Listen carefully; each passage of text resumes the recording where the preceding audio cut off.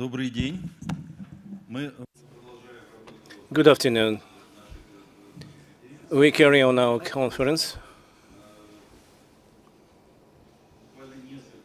I'd like just to say literally a few words as an introduction to our discussion and before our speakers take the floor, answering the question why the role of government in supporting and regulating citizens' participation in public infrastructure development is such an important topic. In the Russian Federation, participatory budgeting develops in a slightly different way compared to the rest of the world. Indeed, we have some unique experience and competencies related to the state support provided to the projects implemented with citizen participation in the municipality level. And this unique competencies scope has been growing every year. So we understand better and better how we should develop relationship between the government and the budgeting stakeholders, what kind of infrastructure and what kind of role should be played in this context. And all this huge scope of work is of interest not just to us, but it's of interest to the international experts as well. And I think that such an approach to participatory budgeting will grow and gain momentum. Let me introduce to you the participants in our panel discussion. Ekaterina Budskaya, Minister of Finance of Ulyanovsk region, which is a unique region, indeed,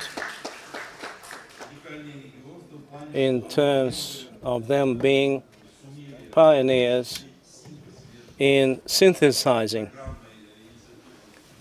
participatory budgeting program and project-based approach. Furthermore, they have set up the first regional project, a priority project based on the participatory budgeting mechanism. This is the experience which has become broadly known all over the Russian Federation, but nevertheless the uniqueness still stays with Ulyanovsk. Ivan Shulga, the head of the project. We are too modest welcoming our panelists. I think it makes sense just to give them a big hand. So Mr. Shulga has been working on behalf of the World Bank, so he is the person who has been at the outset of the participatory budgeting process. Today, the World Bank team is indeed a team of very experienced and competent experts who have been very helpful to many regions in participatory budgeting. Nelson Diaz, who is the coordinator of Association of Municipalities implementing participatory practices. Portugal. Giovanni Allegretti, co-chair, Independent Authority for the Promotion of Participation, Tuscany, Italy. And Minister of Finance, the Republic of Sakha-Yakutia, Mr. Valery Zhandorov.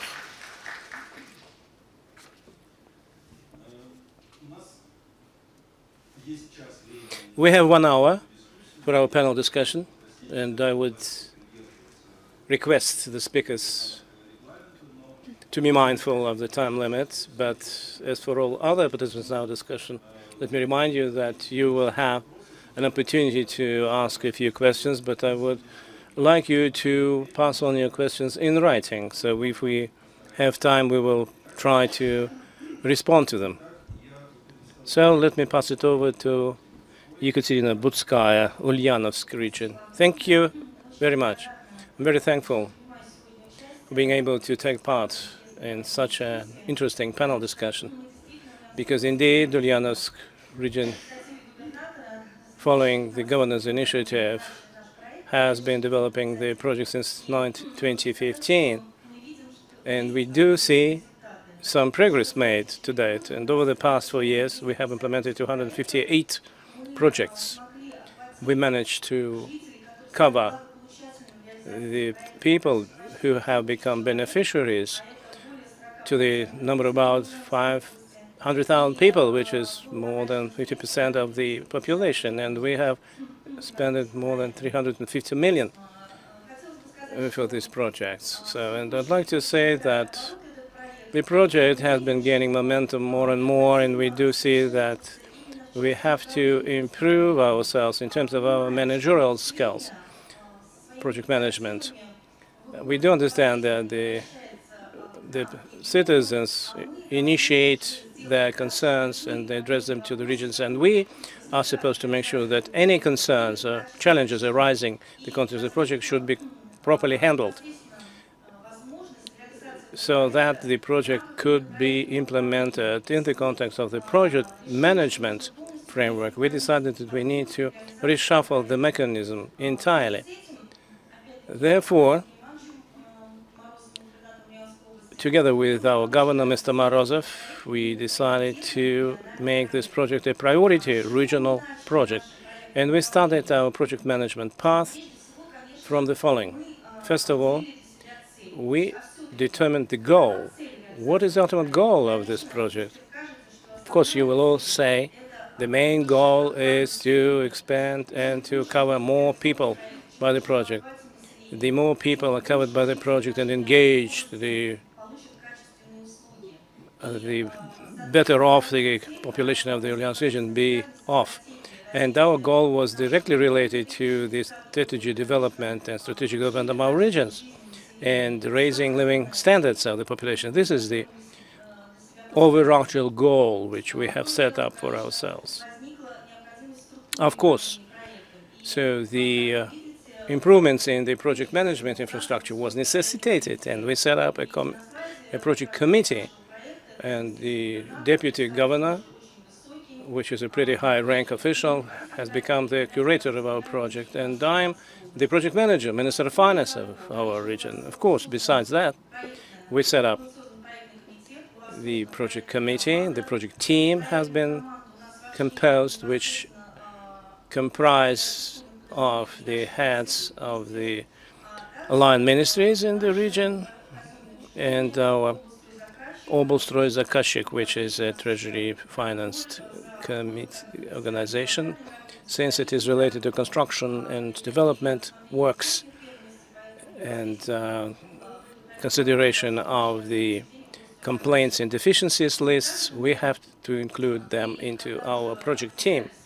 When we, following the tender outcomes, decided who would be included into that, we decided that the deputy heads of the district administration would be also in charge of a particular project component implemented in the relevant district, because it enabled us to have people who are in charge of particular components of the project. We set up a project passport indicating indices, rates, and goals and objectives, and of course milestones which we have to pass on the way to the ultimate implementation. Of course, we set up a general project plan which implies more concrete description by the activity, by the responsible individuals, by the particular timelines for particular components of the project. This is kind of a day-to-day work, operational nature project which has been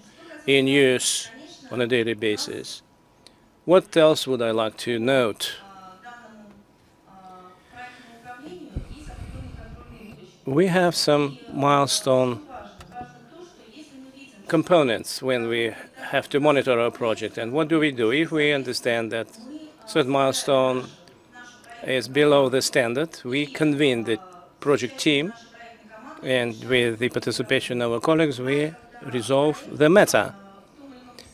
Sometimes it is impossible actually to move smoothly because of the deficiencies of the 44th law when a contractor is not of relevant quality or not on a timely basis involved in the project. We have to determine how to determine the follow-up activities in order to streamline the project implementation process. That's why we need these deadlines and milestones in order to measure whether we have delivered the indices or not. It's critical.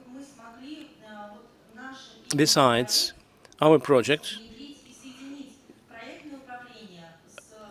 helped us to merge project management approach with our state program. This project is a priority one, is taken as a key activity in our project, finance management with the Ulanovsk region through 2019. This is an integration of state program and project management approach is very important. What kind of challenges and risks we have encountered? Of course, lack of awareness on the citizens' parts, and we set up a media plan.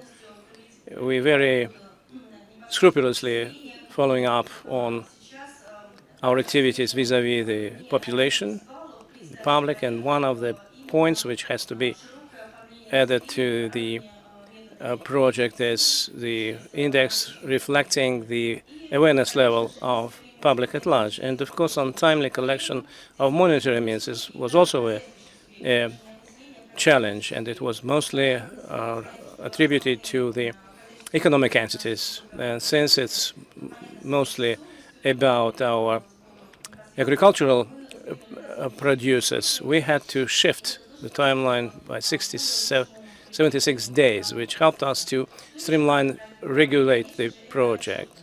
What else is important? Reporting.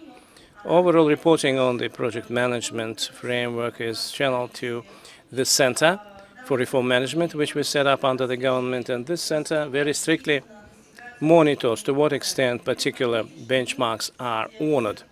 And as you see here on the slide, we are in green in terms of all our KPIs, so we deliver them by 100% at all instances.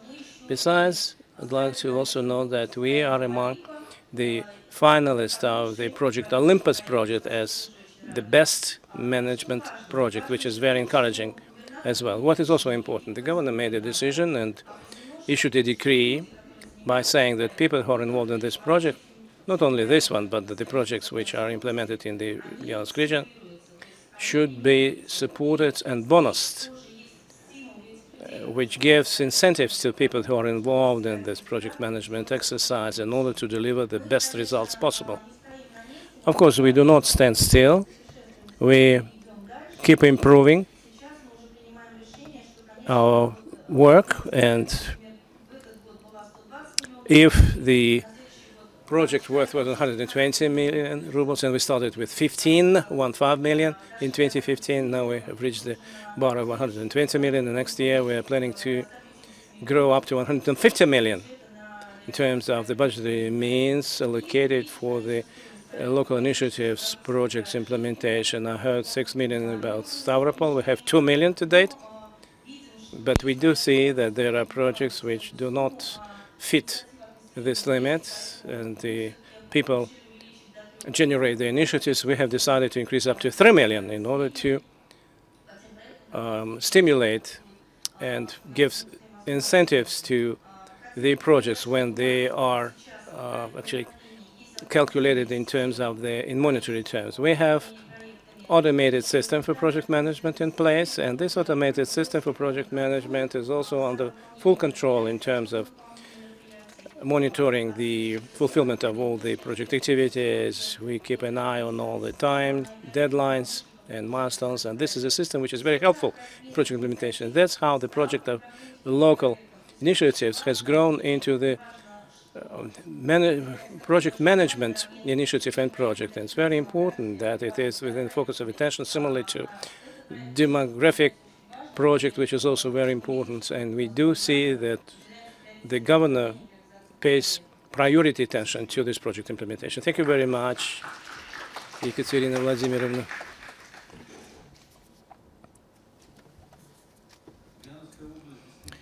Ulyanovsk region indeed managed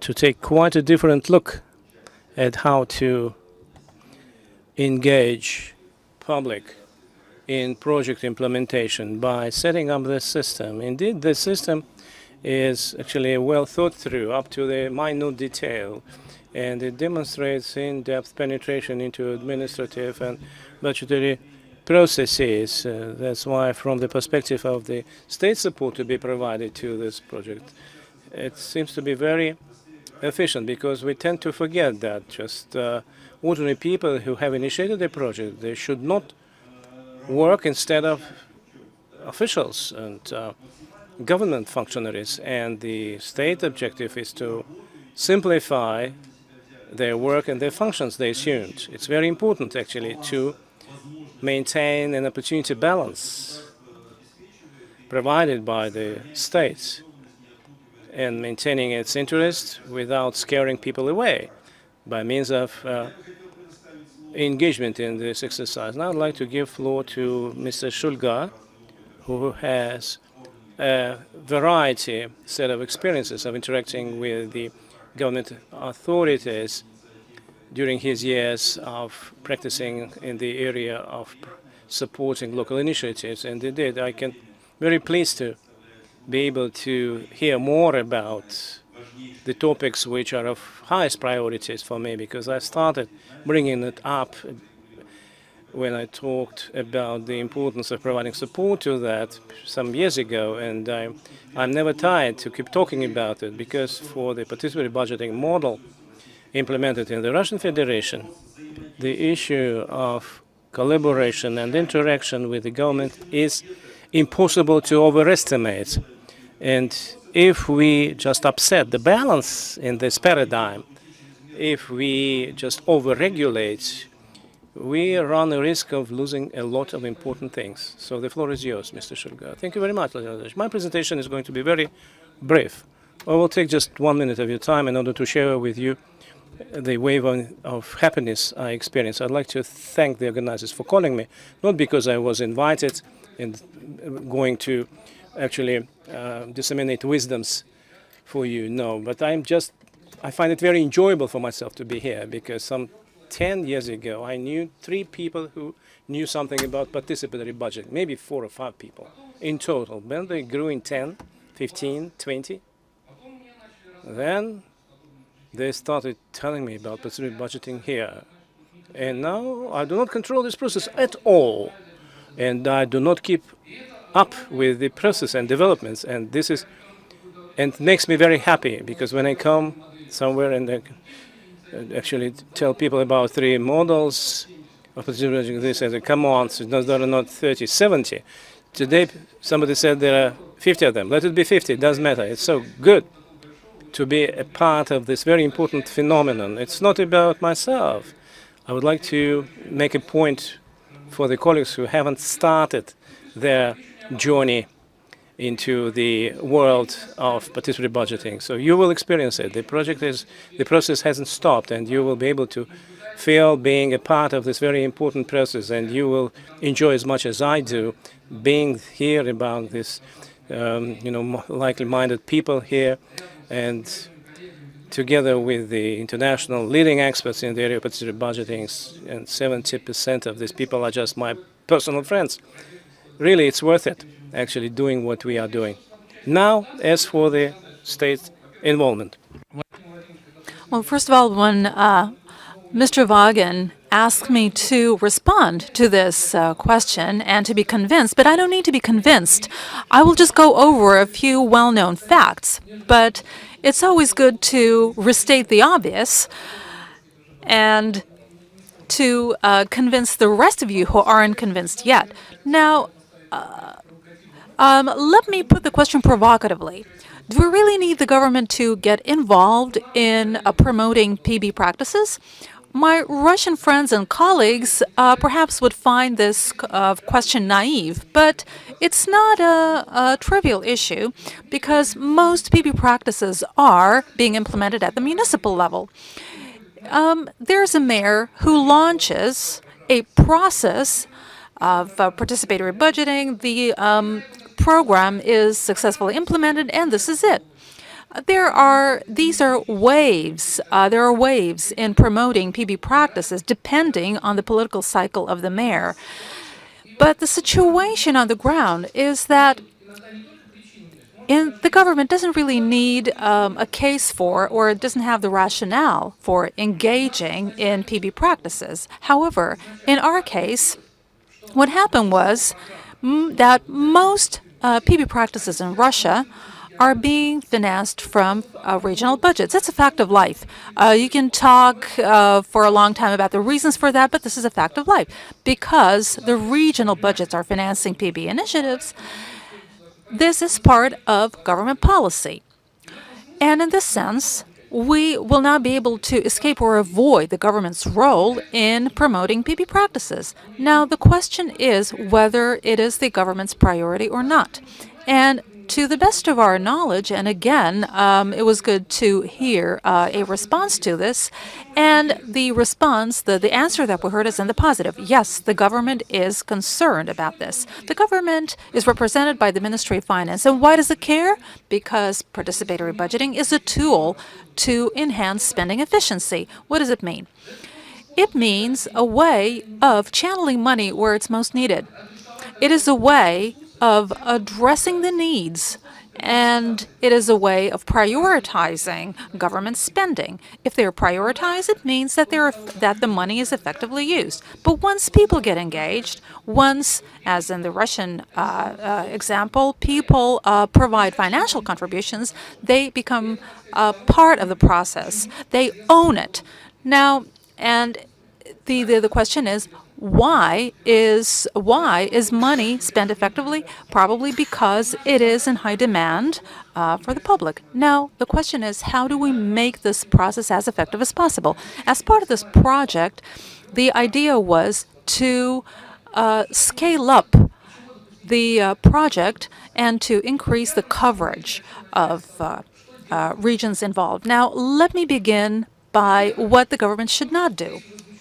Again, we spoke about this. We can't over-regulate. The government cannot over-regulate the process.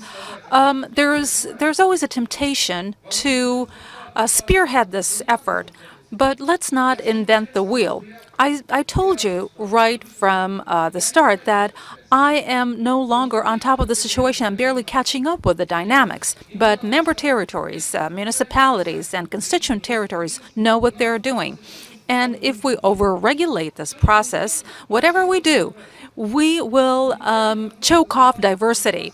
We will not be promoting the practices that we're seeing on the ground. We shouldn't be even getting there. The other thing is the government should not be forcing the regions and municipalities to engage in PB practices. This is really redundant because municipalities are already doing this.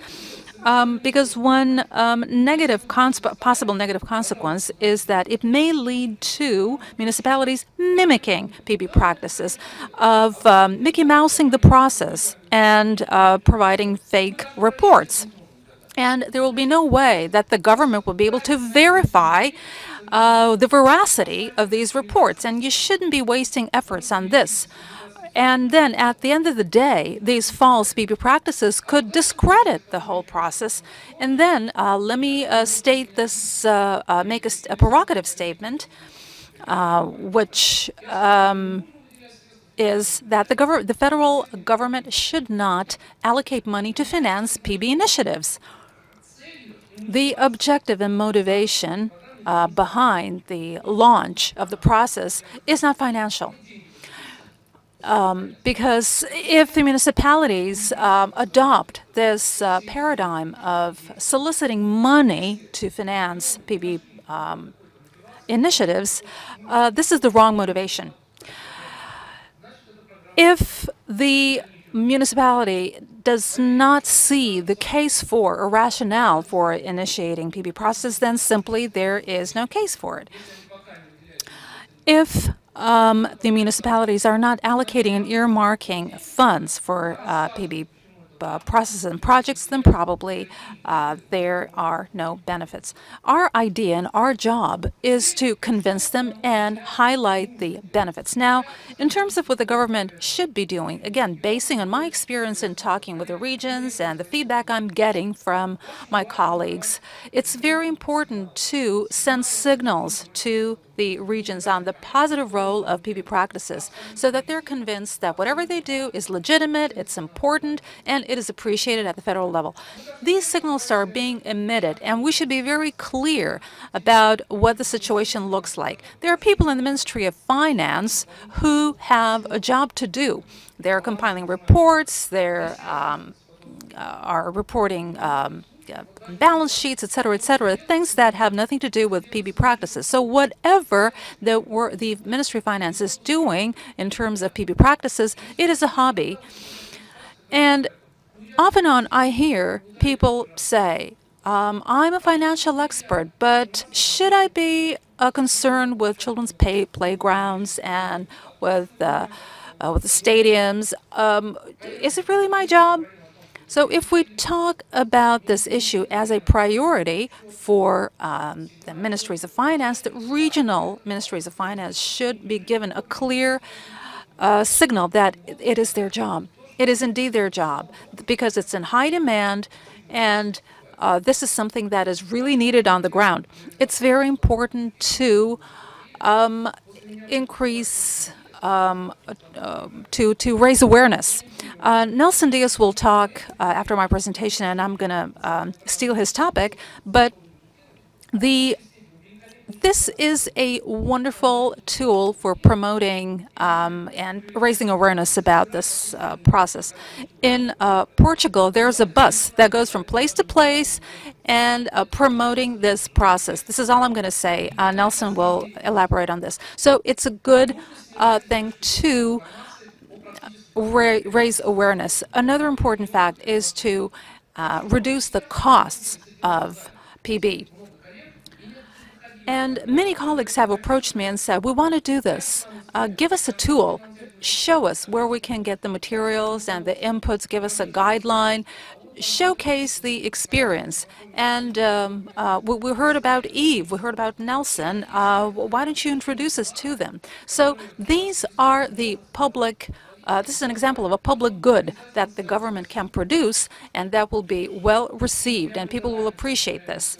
And I'm grateful to the Ministry of Finance for supporting the idea of issuing methodological guidelines in support of this process. So far, we haven't seen 100% coverage of this, but in time, we will reach out and cover all those concerned. Promoting and building the capacity of stakeholders. There are people who are good presenters who can showcase this example. There is a strong demand for information about PB practices. So this type of support will be more than enough for these processes to kick off and develop. And most of all of these things are being done on the ground, including in the context of the World Bank and Minfin financed project. We have a unique situation because we've put together a national infrastructure to promote PB infrastructure. At first, Vladimir and I, we thought it was ridiculous to talk about participatory financing, participatory budgeting. But now, a few years down the road, we have put together a center for PB practices. There is resource input and support from the World Bank, which has translated into a channel of knowledge sharing from place to place. So these instruments and this infrastructure is in place. You can further and advance the elements under this umbrella, but it's already in place. There is a framework for interregional knowledge exchange. They talk to each other, they share information, and this is truly fantastic. This is a decentralized knowledge sharing experience. And this, it is snowballing, really. There is advisory methodological support from region to region. Everybody knows where to get information from. Now, this slide, in conclusion, talks about the promotion and dissemination of participatory budgeting and inversion. The first three lines depict where we started off in 2007 to 2015. We started off with 8 regions, and then it ballooned to 51.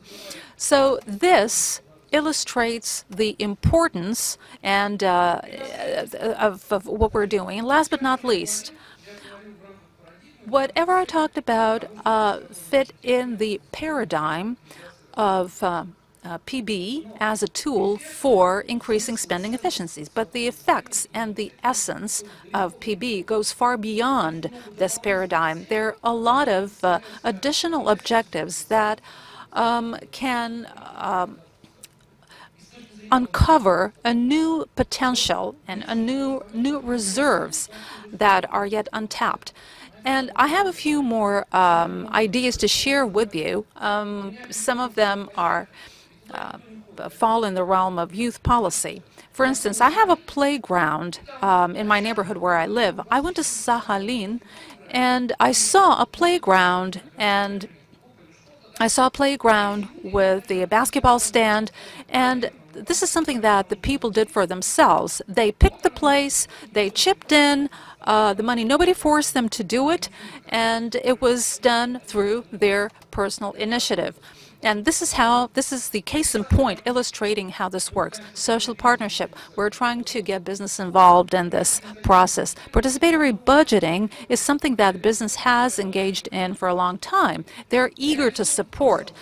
Whether this potential has been fully tapped into, no, not completely. The Ministry of Finance is it interested in this? Perhaps.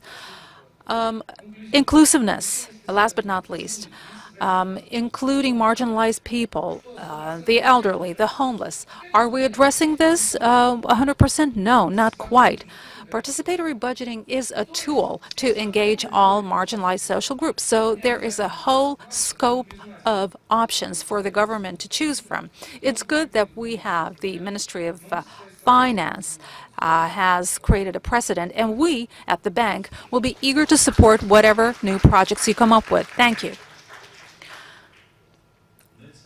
Nelson Diaz was at the outset of participatory budgeting in Portugal, and today Cascais has become a mecca for all experts and consultants on participatory budgeting.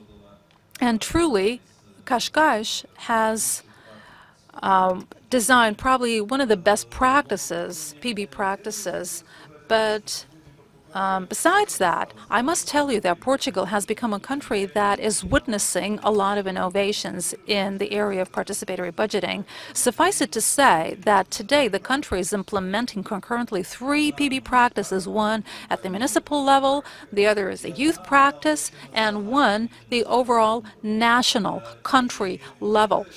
And this is truly a unique innovation that Portugal is proud of. When we first kicked off the PB practice here in Russia, in my speeches I said that this is an exciting way of engaging people at their regions to select projects from a menu of options. And we've heard from our representatives from Sakhalin that they are pioneering this approach. But there is still room for improvement, and I would like Nelson to focus specifically on the national dimension of PB practices. Good afternoon. I would like to say thanks to the Ministry of Finance and the World Bank for this kindly invitation to participate in this international conference. It is an honor, of course, and it's a pleasure, but also an opportunity to learn from you with this session. As requested by Vladimir, my presentation will focus on PB at national level in Portugal. As you know, well, Portugal is a small country in the western end of the European continent with more or less than 10 million of inhabitants, and the structure of our state includes a president of the republic, a national parliament, a national government, 2 regional governments in Madeira and the Azores, in islands in the middle of the Atlantic, and 308 municipalities. And it's important to say that more or less 50% of these local governments have less than 15,000 inhabitants. So we are talking about small municipalities. About 40% of our municipalities during the last 15 years have already experienced PB. And the majority of these experiences were developed in the metropolitan areas of Lisbon and Porto, where lives, of course, the majority of our population. Among these experiences, it was also possible to sign the existence of 63 PB processes developed with young people. Most of these experiences were developed in partnership with schools. This is important to say, to share to you. The great dynamic that we lived at local level was determinant, in my opinion, to influence the government, the national government, to introduce PB at national level. It was in 2017, last year, and the government decided to develop 3 national initiatives of PB that I would like to introduce you. The first one and the most relevant is the PB Portugal. It's coordinated by the Ministry of Presidency, which assumes, among other areas, all public policies of administrative modernization. The second and the third experiences are coordinated by the Ministry of Education, which assumes the coordination of public policies of education and youth. And the Youth National PB is intended for people, young people with ages between 14 and 30 years old, and it runs outside of the schools. This is a difference for the next experience, the PB for schools. It is intended exclusively for public schools at 3rd level and secondary level for students with ages between 13 and 17 years old, more or less. This PB Portugal, the most relevant in my opinion, have a methodology that provides 2 important things. The existence of 2 territorial levels, the national and the regional one, and the government decides to create 7 regions for this process. And the second dimension, in my opinion, it's important to say now, it's the possibility that citizens have to present proposals for both territories, national projects, but also regional projects. In the first edition, developed last year, was of a very experimental nature. Only 4 thematical areas were defined. In this second edition, the government decides to open the process to all the areas. It is an important change introduced in this process. And the government allocated to this second edition 5 million euros. This value is divided equally by the 7 regions and also at national level with a value of 625,000 euros. And it's important to say that a maximum cost for a project is 300,000 euros. This is the cycle of PB cycle of this PB Portugal with 3 main phases. The presentation of proposals. It's possible to present proposals by internet, but also in local meetings, and the government organized more or less 50 local meetings around the country. The second most important phase is technical analysis, and it's important to say in this phase it's preview the public consultation. It means that if participants don't agree with the result of the technical analysis, can submit their complaints, and the government are obliged to reanalyze the proposals in this case. And the third most important phase is, of course, the voting phase. We are now in this phase of the process, and it's possible to vote by internet, but also by SMS using the mobile phone. And Vladimir told me, Nelson, you need to bring an example of a project, and I bring this one. But I need to say before to present the project that the objective of this national PB is not to duplicate or overlap with the local experiences. The local processes are mainly aimed to finance physical infrastructures, physical investments. In the national PB, this is not accepted. It's one of the conditions. This national process serves mainly to finance programs and actions or new public policies. The example that I choose to share with you is, in my opinion, illustrative of this. This one was the winner of the first edition, and it calls Culture for All. It is an immaterial and national project.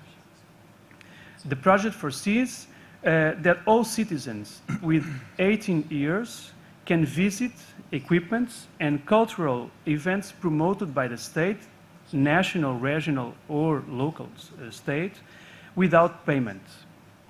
It is a new public policy to support cultural consumption by young people. In the web page of this new policy or this project, it's possible to consult all the equipment and events covered by this case. And this is also important, this project, in my opinion, because it was proposed by one person, voted by 6,000, and all the country can benefit of this new policy. So this is just one of the examples. All the projects are available in the website. It's in Portuguese, unfortunately, but if you can use the Google Translator, maybe it's possible to understand a little bit more of the other projects. The second experience is the National Youth PB, and the methodology provides also two important dimensions. Each proposal presented by the young people must benefit at least two municipalities. And this is an important principle of the process, to not compete with local PB. Because in local PB, young people can present proposals for their own parish or municipality, and here in this national process, they must think about projects or proposals to implement at least in two municipalities. Unlike to the national PB, the government decided in this case to continue to privilege only 4 areas of governance. And the government allocate to these processes 10% of the national PB. It means 500,000 euros. And each project can have the maximum of cost of 100,000 euros. And the methodology of the cycle, it's quite similar of the last one, with 3 main phases: presentation of proposals, technical analysis, and the voting phase. Also using internet and mobile phone for this voting phase. And the example that I bring to share with you of the winning project, it was one of the most voted projects in the first edition. It's quite innovative in my opinion. This is the creation of a mobile application for phone or tablets, of course, that aims to allow direct communication between teachers and parents of students. So if teachers want to communicate directly with the parents, can use this app and communicate different situations. Results of school exams, student behavior in classes, attendance, among other situations. And as you can see in this image, this proposal was presented by one young people. 450 voted on this, and all the public schools in the country can benefit of this. This is the last example that I bring to you, the third experience at national level. In fact, in my opinion, it's not a national PB, but it's a national policy with a national law that obliges all the public schools of third level and secondary level to implement a PB in the school. We are talking about more than 1,100 public schools that are obliged to implement this. And the government transfer every year an additional amount to every school just for the PB. And the minimum value that could be transferred is for schools with less than 500 students, and it's 500 euros, €1 minimum per student. And to finish my presentation and try to complete the 7 minutes that Vladimir gives me, this is the cycle that you can see, the cycle of PB. It's different from the other one because here we have the calendar of the school and not our normal year. So the process starts in January with the definition of the methodology and the calendar of the process. In February, students can present proposals. The next month, in March, schools must realize the technical analysis. And also in March, in the day of the students, all the schools must organize the voting in the final projects.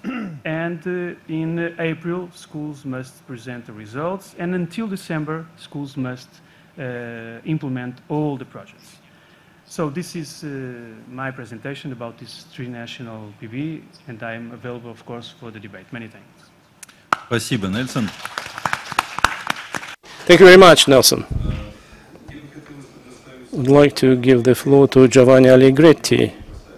And I'm facing a very difficult situation because I have seen Giovanni's presentation in full.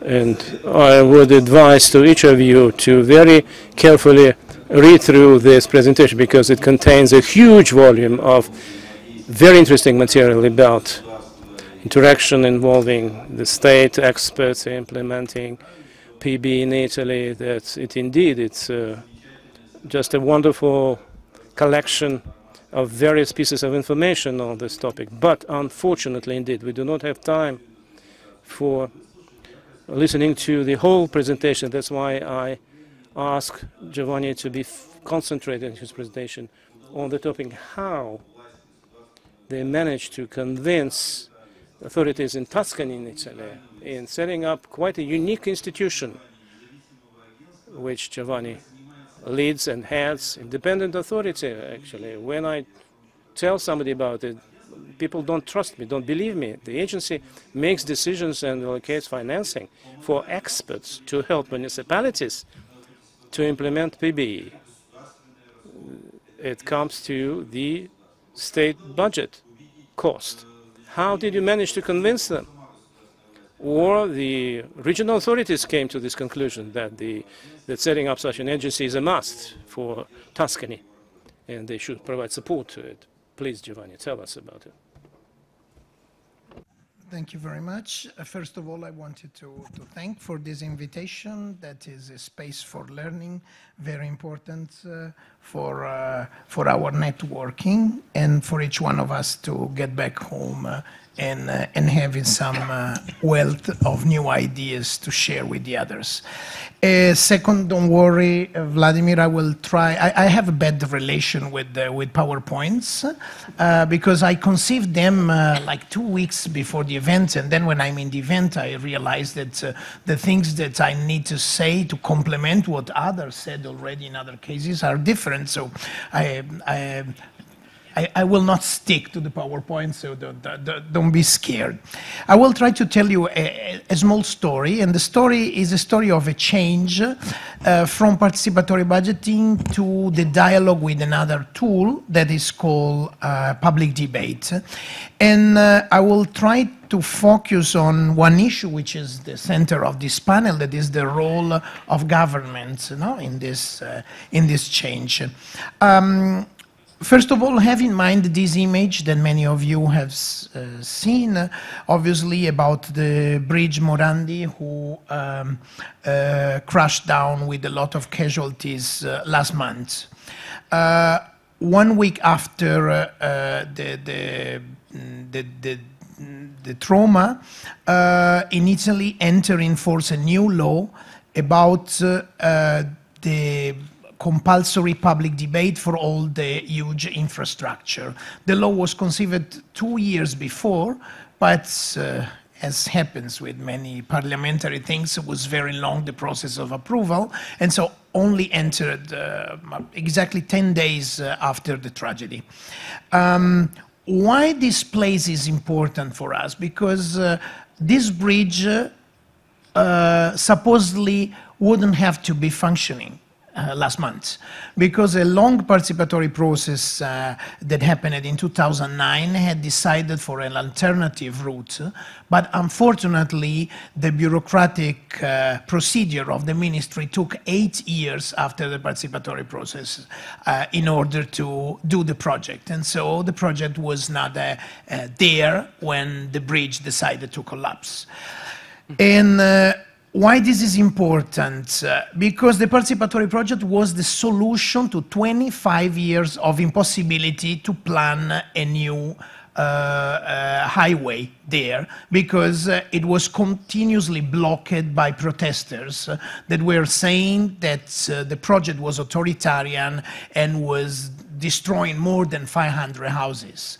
So after the participatory process, who lasted 4 months, the houses to be destroyed were only 86. So the new route was ready to be realized, but the structure of bureaucracy were not ready and took 8 years. And now we don't know what will happen, but the tragedy already happened. This is important because it makes us reflect on the role of the state in setting not only the participatory process, but the serious, the chain of steps that bring from the initial evaluation of the project up to the implementation and management of the same. Dealing only with the discussion is not enough, because when the things are implemented, they are so far in time that people do not think that they are meaningful, and they don't even remember that they are linked to a participatory process. So participatory processes has to produce effects in a meaningful time, meaningful in the perspective of the main actor, who are the citizens. So how this story is about a public debate experienced by a municipality at the local level. Okay, so the driver of innovation in Italy always have been municipalities. It's we could define Italy with his more than 8,000 municipalities, a neo-municipal country. Italy does not exist. It was an artificial creation in 1860, but still exists a lot in his textile, in its fabric of municipality. We have 20 regions. The regions also are partially artificial, and they have been created, some in the 50s, and 15 of them only entered in force in the 70s. So in 2000, well, we have an autochthonous experience of participatory budgeting that was born in 1994 without knowing anything about the rest of the world. And in 2002, when the Social Forum of Brazil brought the experience of participatory budgeting in Europe, it was completely restructured. It's called Grottammare, a small poor city who spent it on participatory budgeting 54% of its total budget, total. Okay, so the rest was more or less the salaries of personnel and the maintenance. And we had in 2008 almost 200 participatory budgeting in Italy. Why I took 2008 as a reference, which is the year in which you started working on that? Because in 2008, for a populistic promise in election, the tax on local properties was cancelled. So the municipality lost the major income for their autonomy. So now the state transferred to municipality the value that before was collected directly by municipality through the property tax. So in that moment, the autonomy of many municipalities disappeared, and many of them canceled their participatory budgeting because they had no sure income on which to develop the practice of participatory budgeting.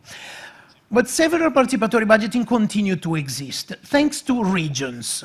There are mainly two regions, which are Tuscany, the region in which I work in the Authority of Participation, and Lazio region, who have been created an effect of multiplication of PB, establishes some funding for local experiences of participatory budgeting. It's interesting to notice that while Lazio region did also a participatory budgeting, small, 5 million at regional level, Tuscany only funded participatory budgeting for municipality. Instead, Lazio region spent, that is another difference, 16 million per year of euros. 10 of these 16 millions were going to fund the implementation of priorities, or participatory budgeting in small cities that had not enough money to implement things. While in Tuscany, we only can fund through the law the software, so the process of participation. But municipality had to put the money for the implementation. So participatory budgeting started moving from an area of just a small project to a larger area of human rights integrated processes. Today, the panorama is that we have around 300 participatory budgeting in Italy. More than 200 are concentrated in Sicily, but we don't know about the quality of that because there is a law in the Sicilian region that provided 1% of the money of the region goes to fund priorities discussed with people in the local budgets, but there is not a monitoring structure, a training structure, so there are no studies for knowing what is the quality of these experiments. We only know number that the municipalities self-declare. For the rest, we have participatory budgeting, especially in large cities today, Milan, Turin, an experience that started now in Rome with 18 million, and Bologna with his 41 million, that was the biggest city. All of these PBs are hybrid, so they are a mix between participatory planning and participatory budgeting. They deal mainly with the territory and mainly with the local small structure. What happened in this year? Many municipalities felt the participatory budgeting was too there in giving a role, a decisional role to people. And that's why they limited to small infrastructure at local level. To discuss about larger infrastructure, they tried to think about another tool that entered in force before with municipal experiences and then with the regional and now national experiences, that is called public debate, which is not co-decisional. That means that the decision is up to the same person who proposed the infrastructure, which is obliged to listen to people, to give a proper answer to their proposal, but is the final decisional body. We had at local level, like the one in Genoa, we have the regional level in Tuscany, where we have a specific law on the public debate that was copied from the model of France, but you realize that the model of France is not correct for Italy, because in France people trust the state, and in Italy we don't. So the problem of DP is that he ends after the decision, but it doesn't take into account the implementation. While what happened in Italy is that all the public debate ended up with the request of creating a mixed observatory through which people could control the phases of implementation. So in relation to the French model, we had to modify the model to adapt to the political culture of Italy. And in the case of Tuscany, we established the specific the institution that Vladimir was quoting before, which is a unique case in Italy, that is an independent institution that is funded by the government and the parliament, but is completely independent. That means, in my experience as a co-director of this institution, being completely alone, because nobody wants to marry you if you are independent. So, but it's also an important challenge. We also have in Tuscany some money to be able to do public debate, a sort of public debate, when there is not enough condition to do a real public debate. So, for example, when the decision is already too elaborated to restart from scratch the discussion about if doing or not this public infrastructure. In this year, we learned from France. We learned that in a majority of cases, the public debate lead to a substantial change in the project through comparing alternatives of the infrastructure, and only in rare cases they bring to the zero option, so not to do the infrastructure. These are 3 cases of public debate we have been doing in Tuscany. The last one is being done in this moment. Take into account that the expansion of the harbour of Livorno is costing 900 millions of euros, and the process of participation costed 200,000. So it's a relatively low budget to do something that interests a large infrastructure.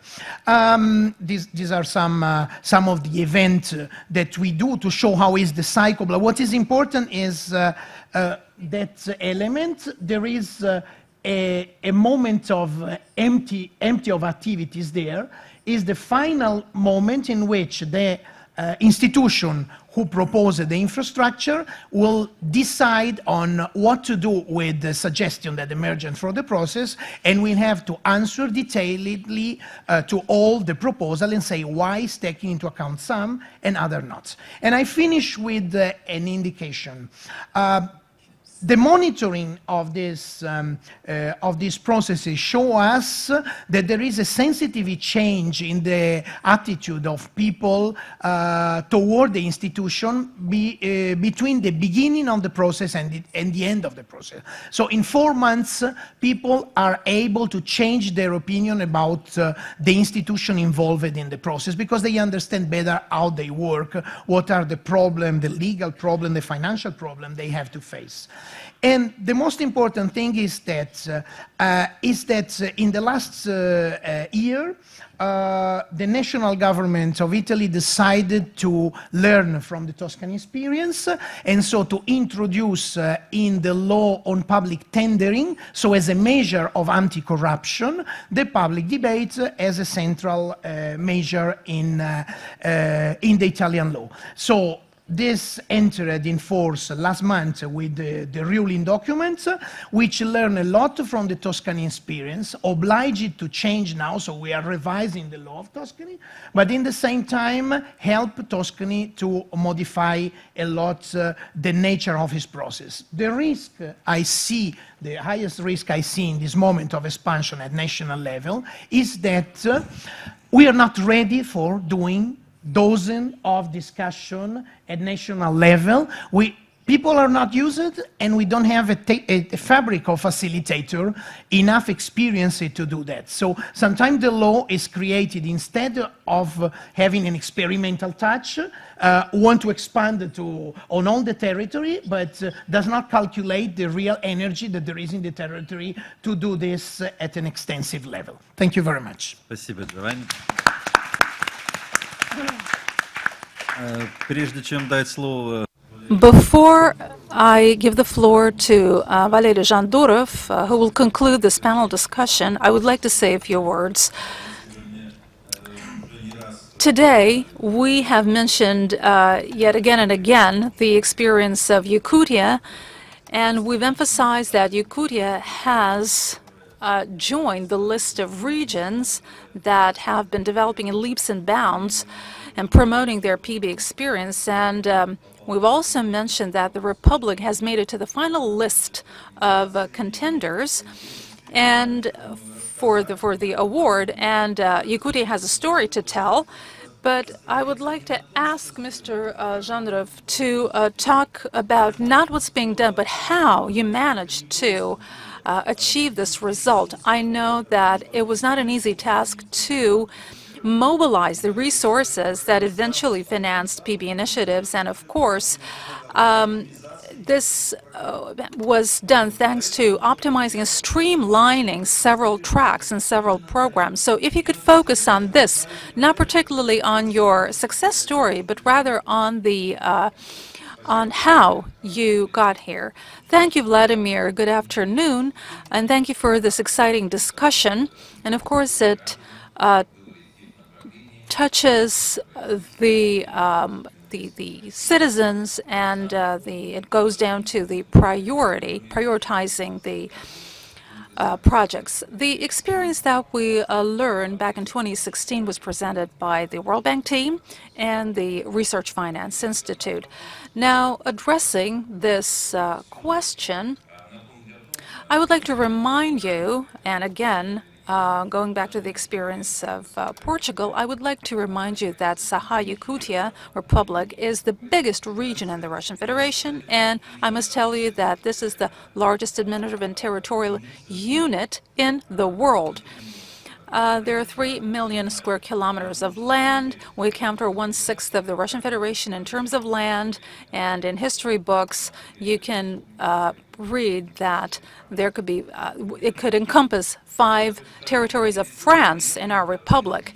And this is a huge territory. There are 409 municipalities, which points to a huge dispersion of the population. And this happened for historic reasons, but in terms of population density, this is the, we account for the lowest population density in Russia, and of course this is the coldest region in the planet, the populated region of the planet, with temperatures ranging from -55 to +35 in the context of extreme continental climate conditions. Of course, the reason why I'm talking about this is because it has an impact on connectivity and on the mindsets of the people who inhabit this territory, and on the way people take decisions in teams, collective decisions. The way we implement PB initiatives is not that different from the rest of the experience that we've heard about. We've allocated 1 million rubles per settlement with per project, and for Northern Arctic regions,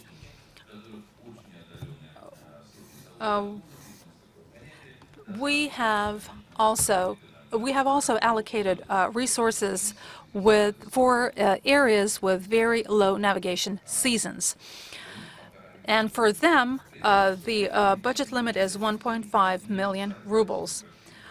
Now, we started off with limited co-financing amounts, and we wanted to analyze the experience based on 5 pilot regions with 3% of community contributions and 5% of municipal budget contributions. Now, in terms of the effect that we have reached, now looking at 2018, in 2017 we proposed 32 million, and the response from the public was quite strong. And Ivan really summarized our experience very well.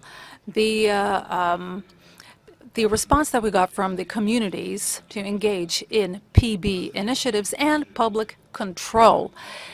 Prior to this initiative, we implemented local municipal initiatives, mainly in the housing projects, and we we allocated 450 million rubles.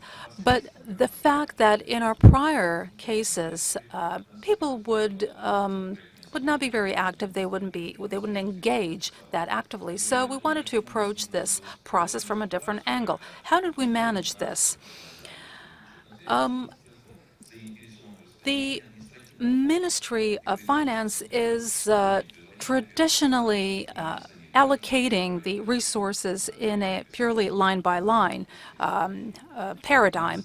The idea was to shift the focus on community engagement. In 2017, we saw a very high interest from the public to engage in these processes. We started off with a project called Good Deals, and we started this project in 2016 with a very marginal community input, and the people would engage through in-kind contributions and inputs. And of course, the contribution of the people, even with small contributions and small financial input, really raises the profile of the project and goes a long way towards making sure that people care and own the project. This eventually reduces the cost of the project. Valerie, could I ask you perhaps the most important question? Something that really surprised me in the Republic is that you really managed to mobilize funding for PB processes from different sources. And in conclusion of our discussion and appreciating how important it is to identify proper resources for PB processes, your decision for the future is, are you planning to identify it as a separate project, or will you be allocating resources from various programs? No, but for 2018 and for the next 3-year period, we are earmarking funds to finance PB projects. At the federal level, there is a program called Shaping a Livable Urban Environment, and there's a portion of financing from that program that will finance PB initiatives. Also, there's a program of a rural development program that will also earmark resources to finance PB projects. When our colleagues in the government shaped the budget for 2018, we told them that we are looking at 1.5 thousand projects at general community meetings, and there are 18 to 20% of local communities and local community residents that take part in final meetings that take decisions on priority project financing. So this was really, we managed to get together representatives from the communities where the project started. You know, I wanted to raise one important point in conclusion of our discussion. I would like to remind you of the following. I found out about the challenges that you encountered when you really had to fight for the projects that were selected by communities. And nevertheless, there was a very long period when you had to convince part of your leadership in the Republic and to convince them to finance these projects, because suddenly there were people who said, oh no, these projects are really optional and people don't really care about them. And I thank you for your resolve, and I would like to thank again Valery Zhandarev for his intervention and for his resolute stance in making sure that the Republican project is a success. Now, in conclusion of this session, let me just say that the inputs that we collected in today, and I would like to thank you for your interventions and for your presentations. Let's give us all a round of applause.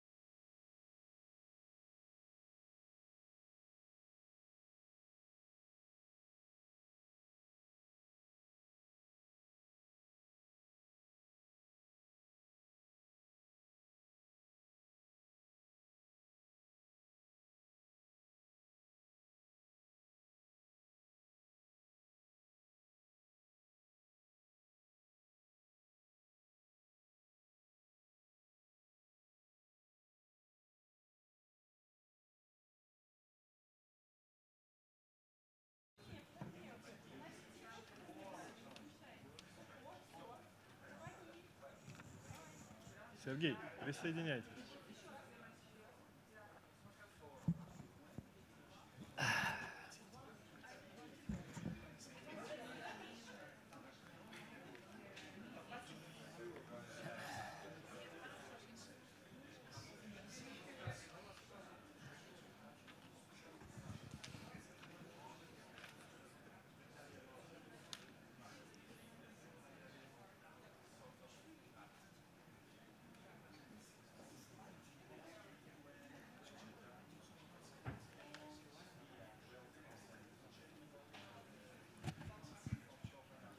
Прошу спикеров занимать места. I would urge the speakers to make way to their seats. Please take your seats.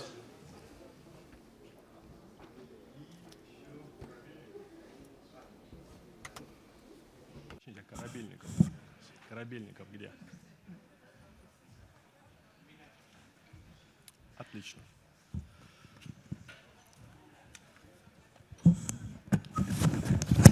Так, добрый день. Позвольте. Good afternoon. Let me introduce myself. My name is Ilya Sokolov. I represent the Institute for Macroeconomic Studies, RANEPA.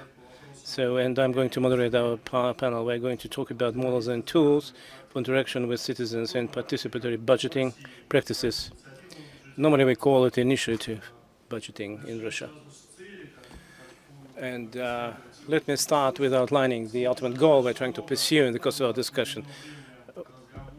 We have paid sufficient attention today to prospects and challenges in the context of developing participatory budgeting in Russia and worldwide. And our colleagues were not very mindful of the time limits. That's why we are left with just meager portion of time allocated to us. That's why we are going to be pressed for time all the time. But my vision is that we are going to try to make sure that we will find, or we'd rather take a look at all the practices and tools involving interaction with citizens in a broader sense of the word, in order to find an answer to the question to what extent enhancing budgetary literacy, engagement of people into the participatory budgeting programs and projects would enable us to set up a more mature approach and more comprehensive human attitude on the parts of our citizens and taxpayers. Clearly, we're going to discuss various approaches to raising awareness and advocacy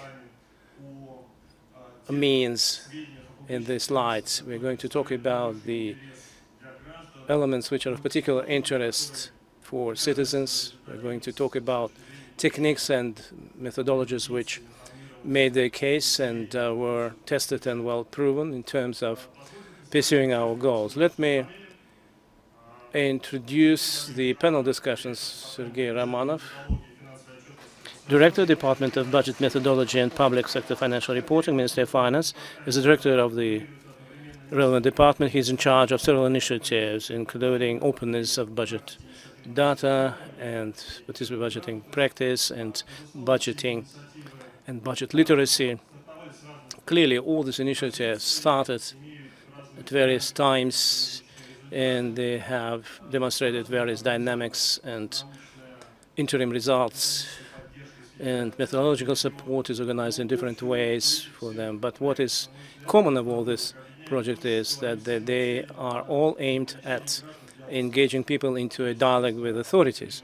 Respectively, Mr. Romanov knows personally what these initiatives are about, and we will listen to him with pleasure. The next speaker is Josh Lerner, Executive Director of the Participatory Budgeting Project, the USA.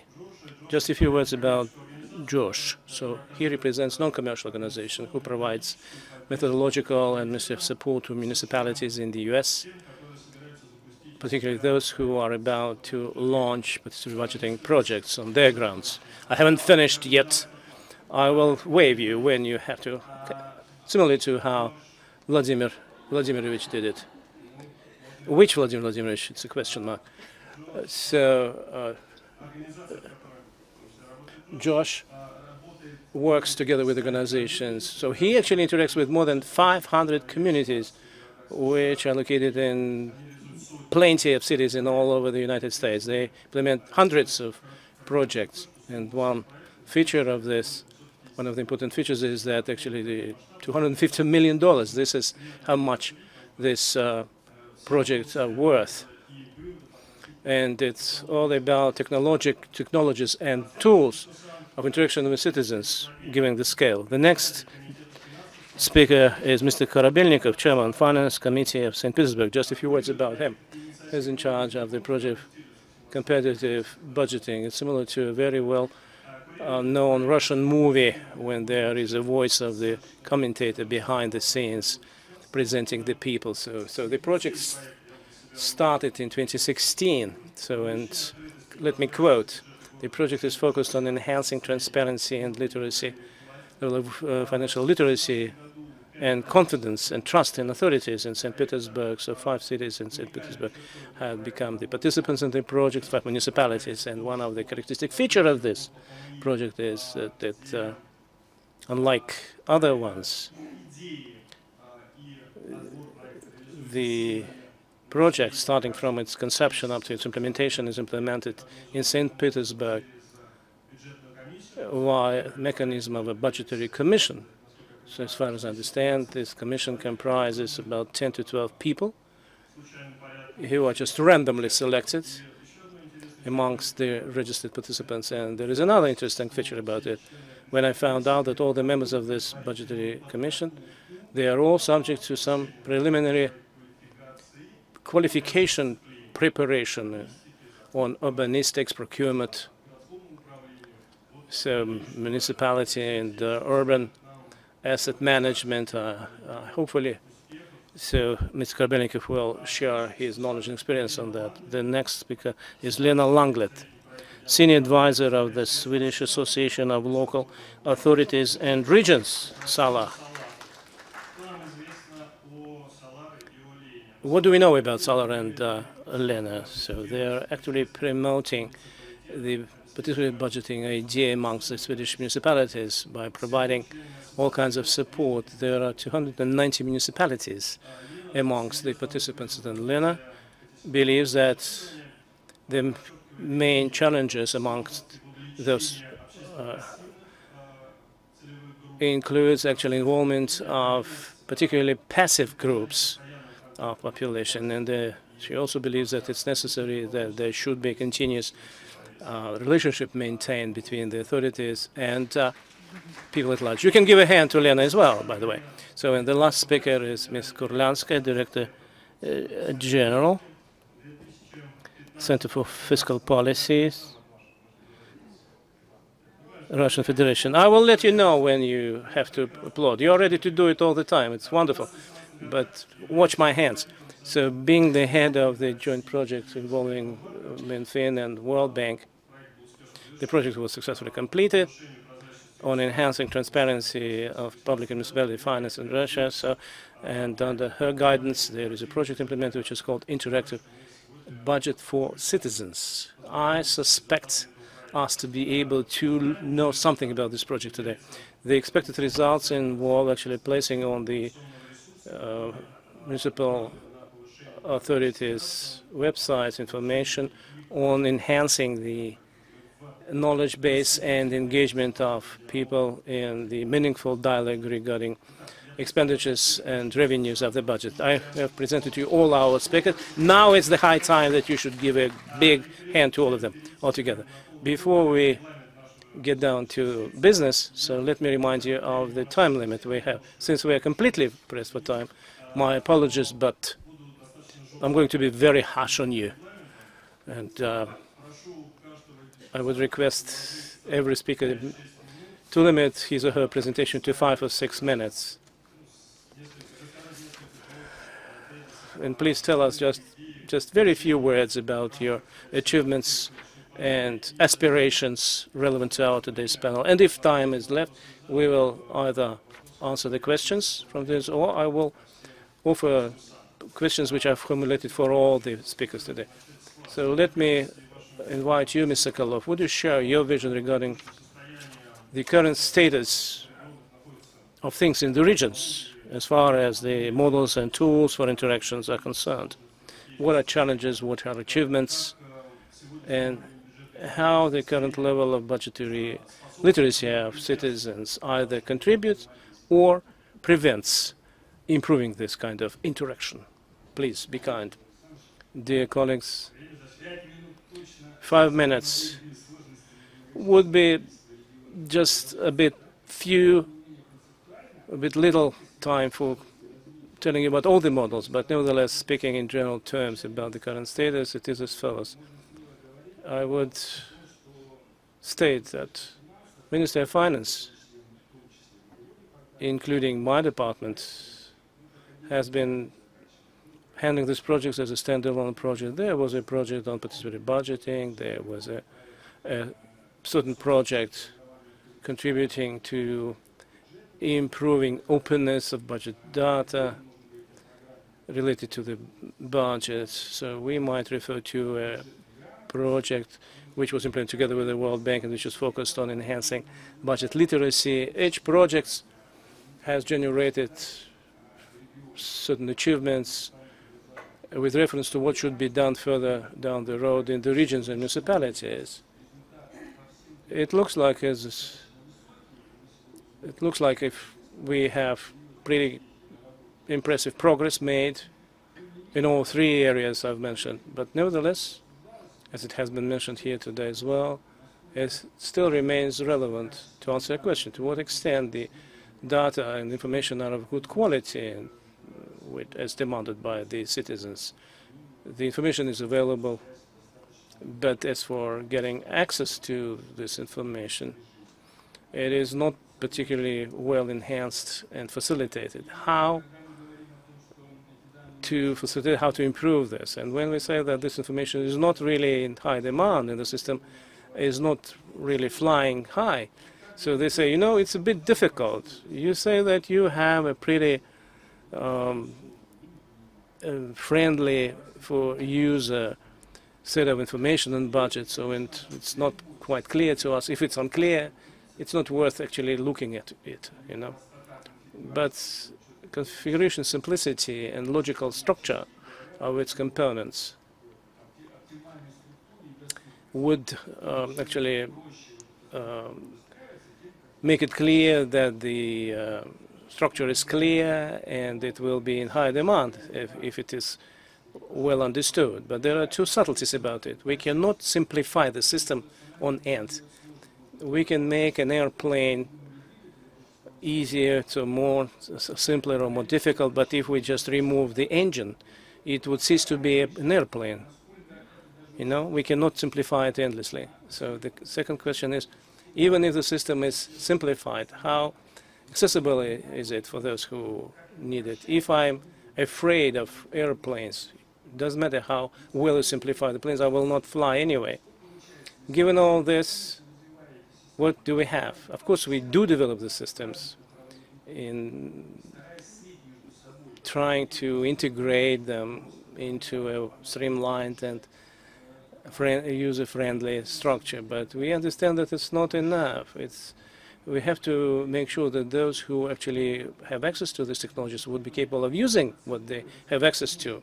Of course, the budgetary procedures should be facilitated and improved, but if the people who are involved in this participatory budgeting do not understand how to make use of these procedures, if they don't know what are the fundamentals underlying interaction amongst the citizens and the authorities with regards to the budgetary process, there won't be any interaction at all. That's why it's absolutely clear that this kind of work should be a joint effort.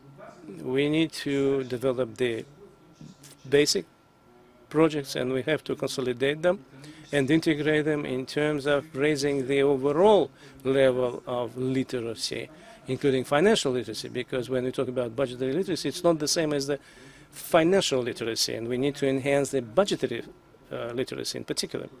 And within the framework of the group, which we manage on the Minfin and department side, we have discussed this matter more than once, and it's for the first time when this year we requested the regions of the Russian Federation to answer the question. How do you regulate these issues? And many gave the answers, we don't regulate at all, but maybe a little more than 1/3 of the regions, almost half, I'd say, they said, and they gave answers.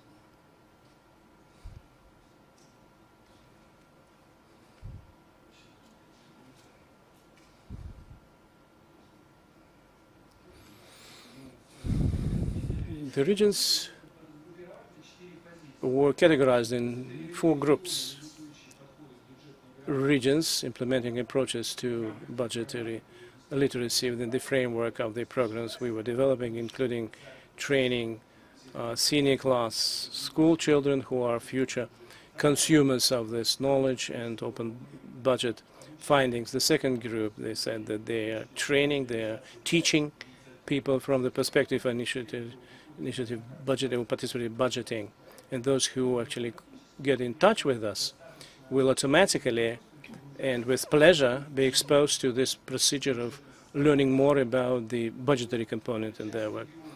Some regions state that they have been developing financial literacy in earnest, and we do understand that it's kind of an erroneous approach, because financial literacy and budgetary literacy are not the same thing.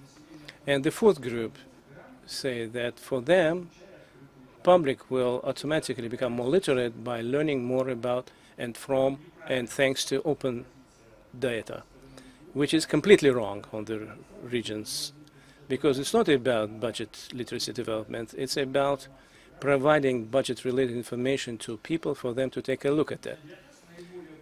To us, the most promising and right approach is about 2 out of the 4 groups. First of all, it's about interacting with youth, with students, school children who are supposed all along within the curriculum framework to have a deep dive into this issue so that they would understand what open data contains and how this knowledge could be used in a dialogue involving authorities and public. But since this is the position which is not sufficiently handled by the curricula, of course we have prepared textbooks and guidelines, and we have offered experiments in some regions for enhancing budget literacy, but I wouldn't claim that we have covered it 100%. Although we do cooperate with the Ministry of Education, in part pertaining to disseminating this practice. This is something which we have been doing together with them. But as a result of all this, we still have quite a serious chunk of adult population who are not covered at all. These are those people who say, just give me information. I would like to get this information in order to make use of it for interacting with you, for actually making my propositions to the budgeting process. But on the other hand, they do not understand it to the extent required. That's why it's useless. And when you actually introduced the speakers, you said that one of the challenges is how to involve the passive groups of the population into this project. But before you get access to those, you need to cover those who are sufficiently active and who are prepared to interact with authorities. But still, it is quite difficult, because if we take, for instance, just ordinary routine learning process, you can actually force students by using just traditional mechanisms such as actually marks given to the students for their homework. So I can very well imagine how it is done when you deal with youth. But as for adults, you cannot force them, you cannot push them if they dislike it. Normally they get involved when it is necessary for them.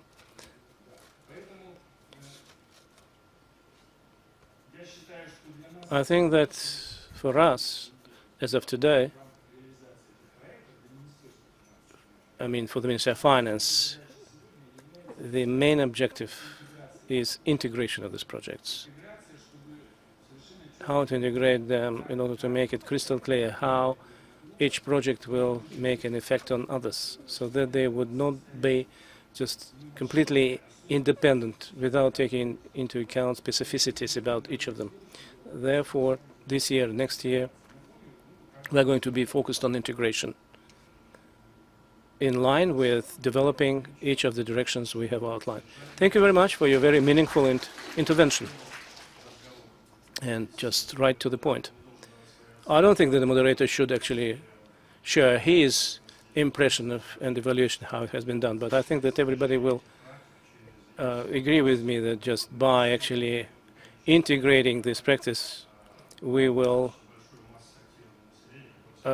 achieve the goal of engaging broader groups of the population for retranslate this knowledge to their families and their jobs and their colleagues. Josh, let me ask you, while working with communities, how do you manage to engage the most vulnerable groups of population in a dialogue? Homeless, migrants, you do this, I'm aware of that. Would you be so kind to share your opinion on techniques and tools you apply for that? And just a few words in your presentation, please tell us. You're an author of a concept, Making Democracy Fun. And this concept is based on uniting citizens on common interests. And you apply quite original gamification technologies. What is this animal? How does it work? We'd like to hear your answers to these questions. Thank you in advance.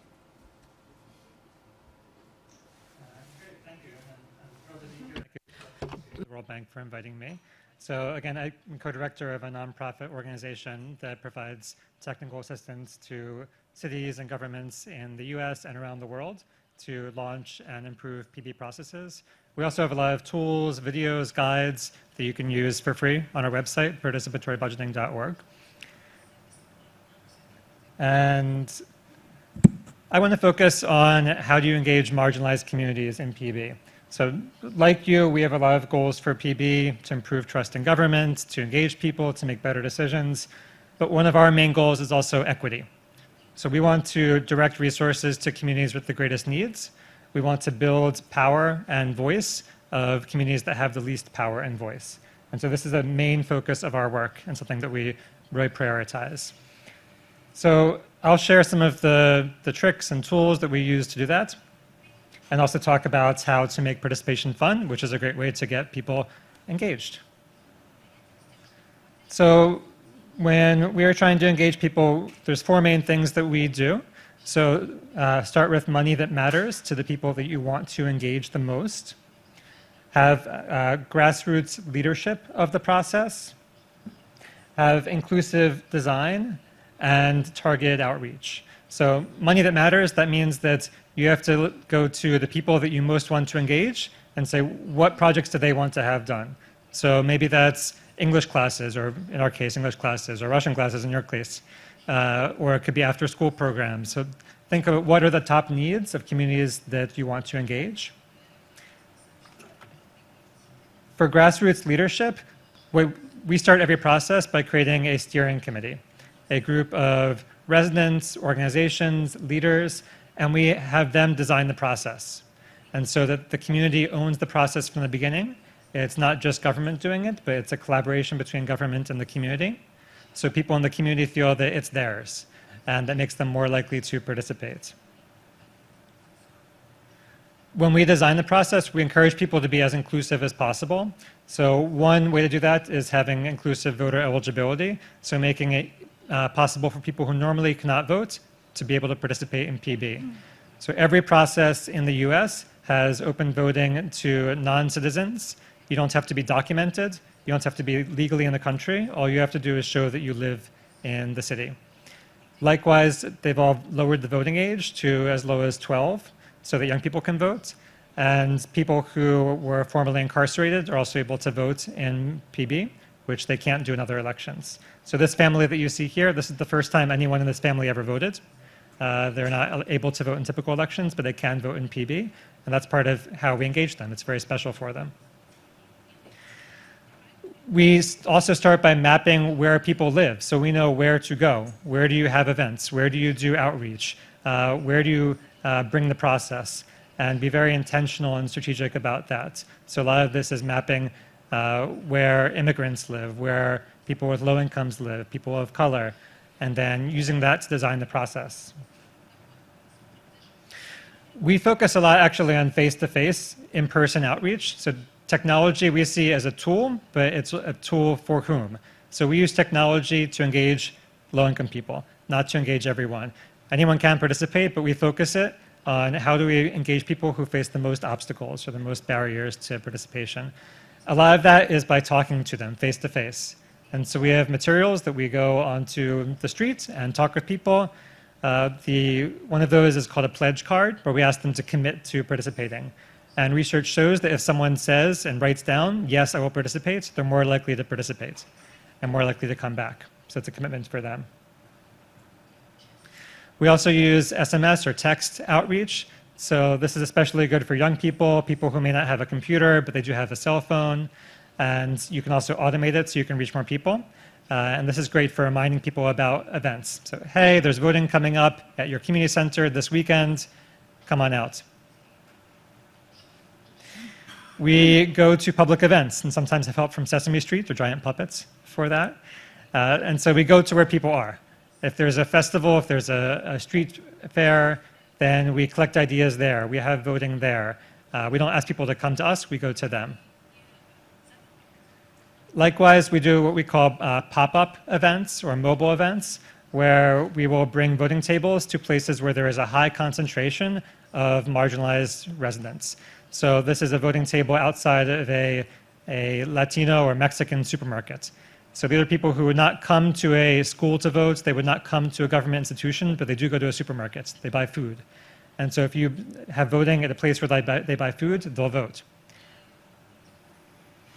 And then finally, we have targeted meetings. So we go directly to organizations, community centers, places of worship, mosques, and have discussions there and meet people, again, where they are already at. And that builds trust because they see that they were invited in by someone that they trust, and so then they trust us. So I want to talk a bit now about how to make democracy fun. And just give a few examples, and I have a book on this called Making Democracy Fun, which you can see a lot more examples of through that. And for us, making democracy fun is not just so that it's fun, but actually so that democracy works. People will not participate if participation is painful. If what you are doing is not enjoyable, they will not come out. And especially people who have less time, have less money, have less education. So you are not being neutral. You are systemically marginalizing people who have less ability to participate if your events are boring and painful. So we think that fun is actually a way to make your process inclusive. So you can do this by directly including games. So when we do budget literacy, we do a version of Jeopardy, the game show, where people have to guess the answers to different categories about the budget, about the funds that are available for the process, about participatory budgeting around the world. And people who don't care about these answers otherwise do care if it's a game and if they can win. We also design the whole process like a game. And PB is already kind of like a game. You have very clear outcomes, you have competition, you have rules that structure it. That's what makes a game. But you can augment that. You can make that even more powerful.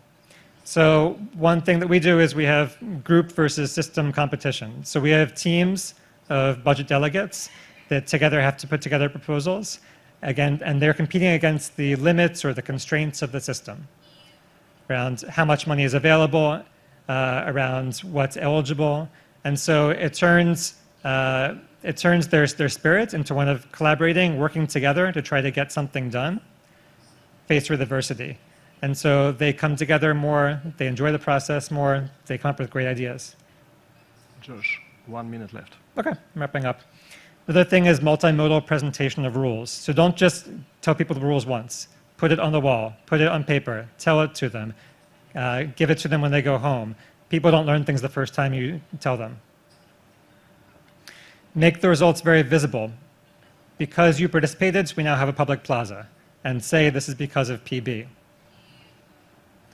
and then use enjoyable core mechanics, things that are inherently enjoyable. So this is in Rosario, Argentina, where I used to live, where they have marble voting. They drop marbles into tubes, and it's fun to drop a marble into a tube. More fun than writing on a piece of paper, and people are more likely to vote if it's enjoyable. So I will stop there. There's lots more in my book, Making Democracy Fun, which you can get online. And I encourage you all to go to our website. We have, again, free resources, videos, guides, and let me know if I can help with your work.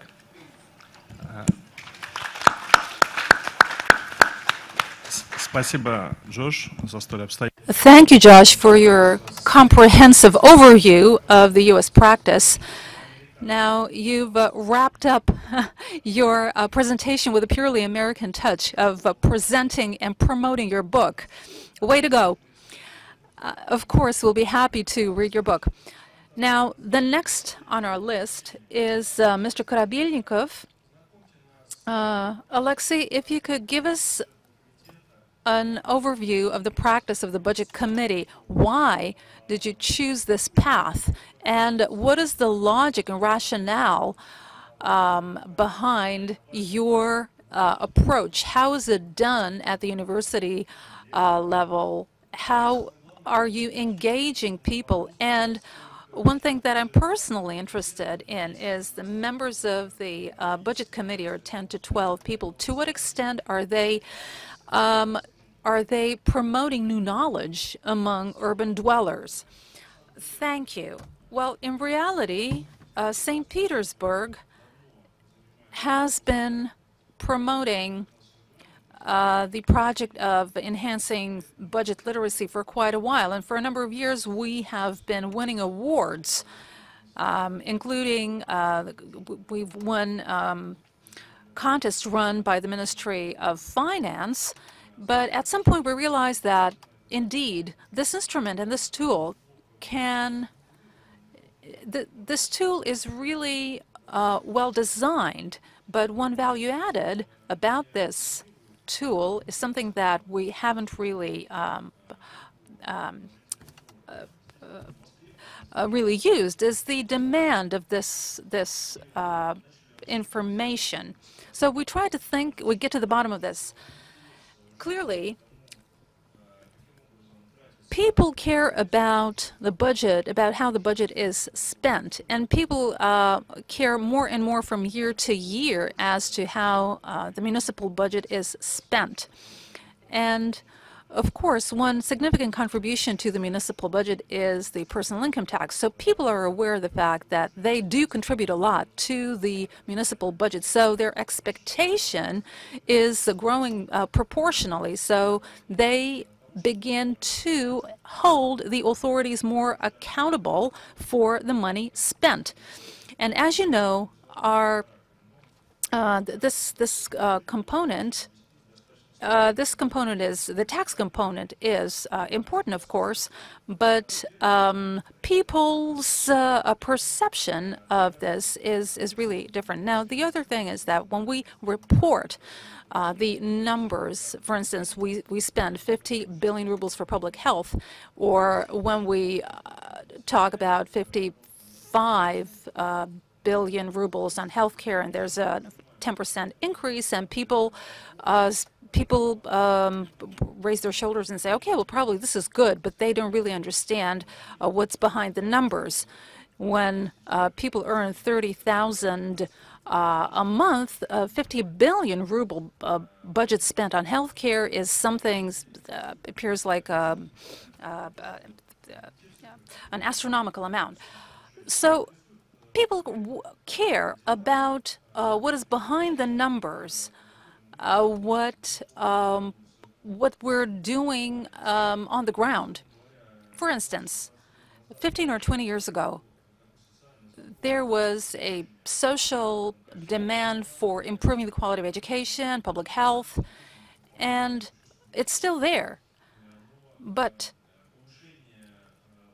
enhancing the well-being of the people and improving their quality of lives, this is part of a different type of social demand.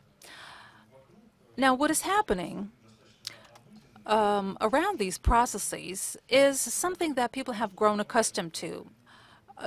Just to give you a recent example, I recently saw a video where an American actor is really surprised when he's flying on a plane.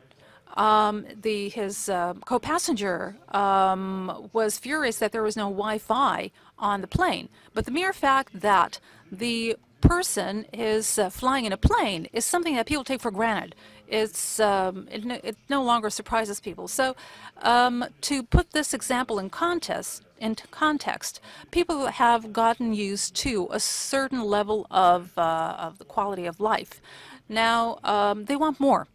They want more facilities to make their lives easier. They want ramps for strollers, et cetera, et cetera. So the idea is to set up a dialogue with the people to understand what it is that they want from the government, and for the government to know how to make those demands and how to respond to these demands.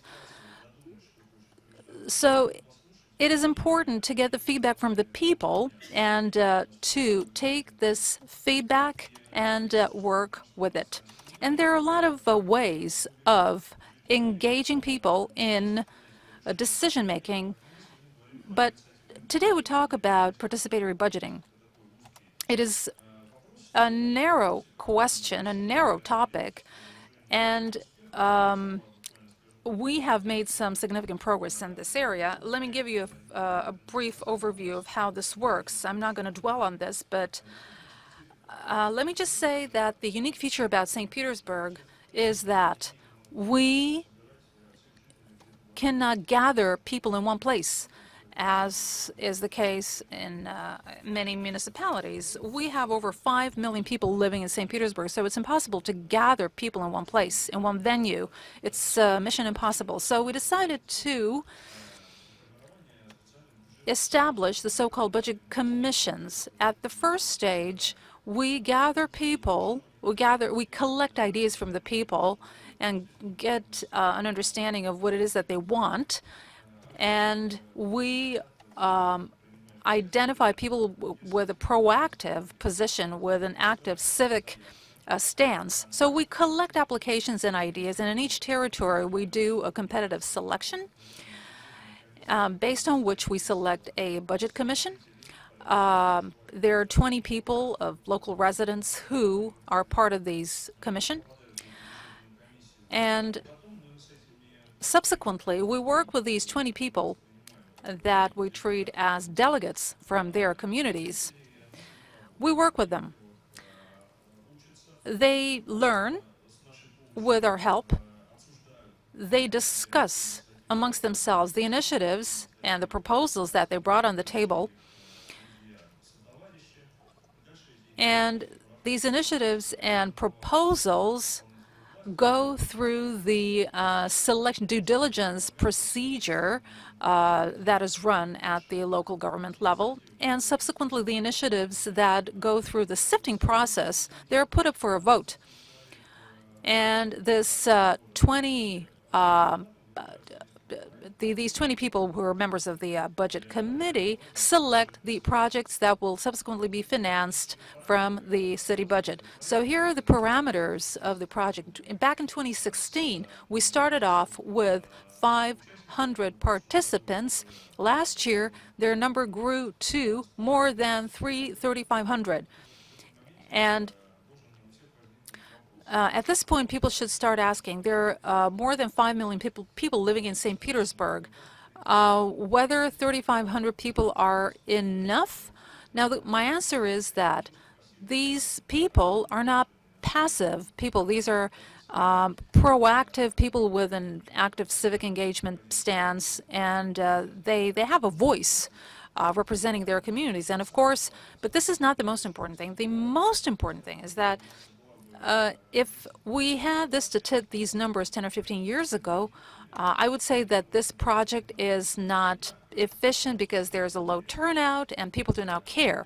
But we live in the age of digital technologies when every one of these 3,000 people is an opinion leader, because the people who engage in these projects, the people transmit the voice of their communities. So we use them to train them and to impart knowledge to them on how to select projects, and then for them to share this knowledge with their respective communities. So as a result of our project, we train city experts. We call them city experts, who understand the unique features about our legislation. And the important component of our project is the training phase. Open sessions and open lectures. We call them open because they're open not only to these 20 people, they're open to anyone willing to participate. And there is a broad spectrum of issues that that we talk about. There is a long list of experts. You see Yves Caban on the picture here, who was a speaker in the previous session. There are members of budget commissions of previous years. There are people from businesses who attend these sessions. And we believe that this training session is it has a dual part. On the one hand, it enables the members of the budget commissions and experts to take the right decision vis-a-vis the projects that are being selected. And the second component is that it gives an additional tool to increase the budget and financial literacy. And this is something we will be scaling up. And we will flesh out the lectures. We will make them more extensive, more representative. And we will put them online to make sure that as many city dwellers as possible could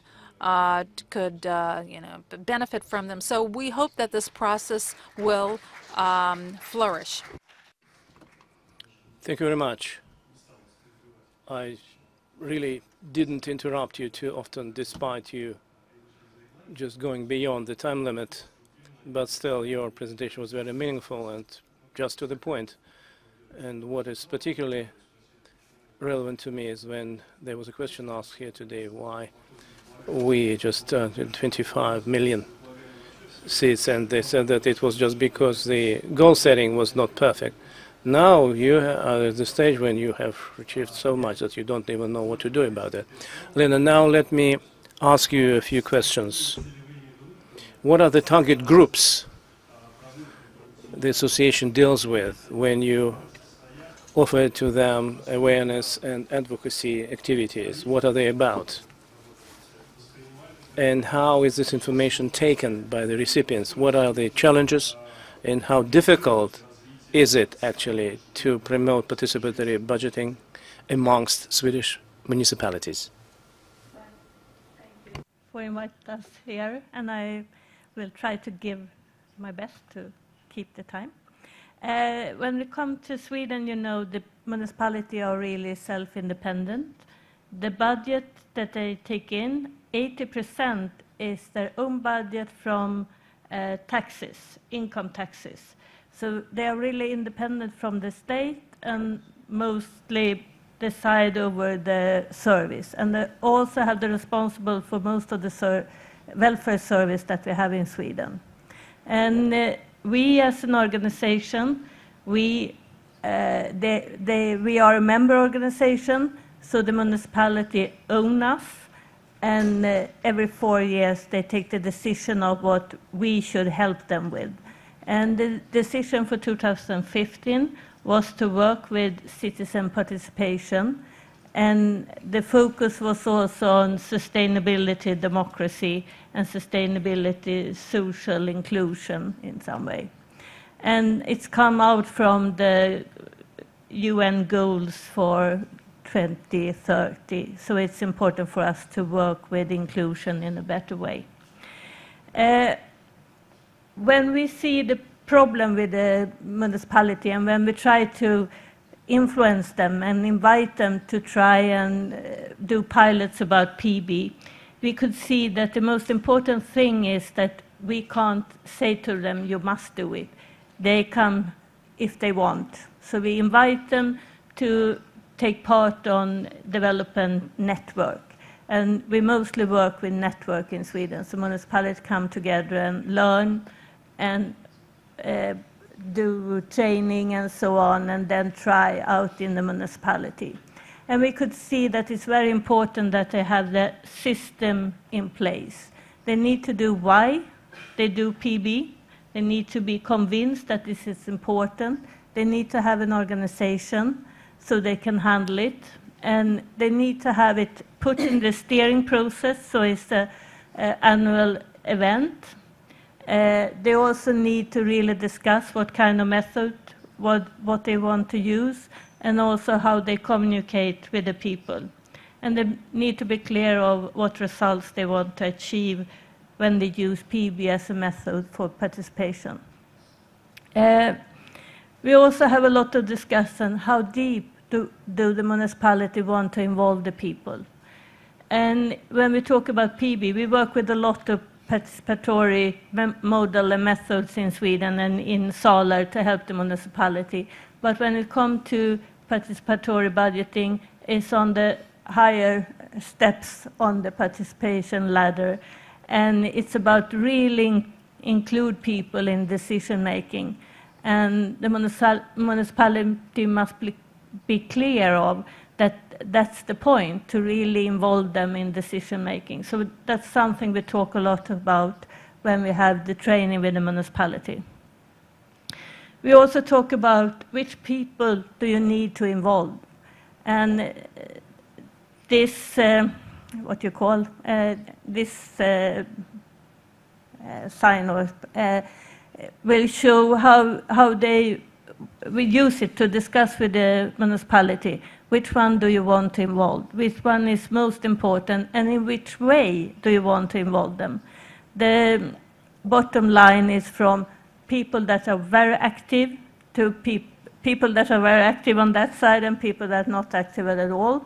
And the other scale is about people that are not touched with the subject and people that are very touched.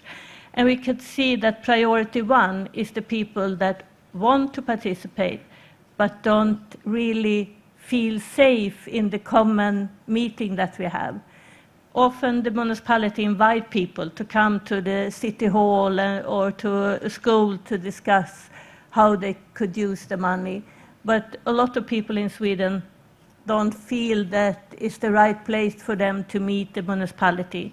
So we discuss with the municipality which place is the best place for meet different groups. For example, which place is the best place to meet young people? Which place is the best place to meet women, for example, or refugees and so on. And it's really important to make the people in the municipality to understand you need to seek up people. All of them didn't come to you. You need to seek them up, to meet them, to really invite them to the PB process. We have worked with PB since 2008, and we have used a lot of international experience. Giovanni, that you see here before, he has helped us since 2008. Josh has been supporting us during the last 3 years, I think. And it has been very important for our municipality to meet other countries' experience. And we have also Russian experience on our international conference in May. And it's really important to see how it could spread over the world and how we can try to learn from each other. And I think to be here today has been really inspiring for me because I learned a lot from your different experience. We have a really plain model. We don't fill it with a lot of methods. That's what the municipality need to do because it differs so lot between the different municipalities in Sweden. They are small and they are large, and they need to find their own way to put in what methods they use. But we have put out this structure and say you need to have this component. You need to have the decision before, how should PB work? You need to have idea collection. You need to have a voting. You need to select the winners. You need to make the project in real in some way. So they work out from this process when they work with PB in Sweden. Well, now I must look at my paper. I couldn't read Russia. I'm sad for that. But what we see, what lesson learned is that when we have the citizen in this process, they are really positive. They want to be involved in discussion, priorities, and what is really important for them in the local areas. We could see increased interest in PB in Sweden, especially the large city, and they are really inspired by Paris, Madrid, and that kind of cities. We could see that new groups are participate. Women that not have been participate in the same grade before. We can see that refugees are interested. So we could see that it makes other people than the usual suspects to come in the process.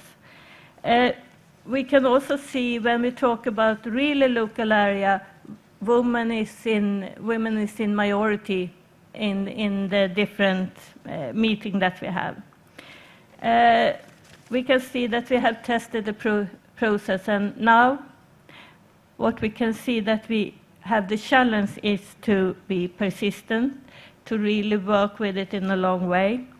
We need to have more money in PB. The Swedish municipality are really taking small steps and don't want to put in too much money in the process. We need to convince the economics that this is a good idea to make people take part in the prioritizing of the money.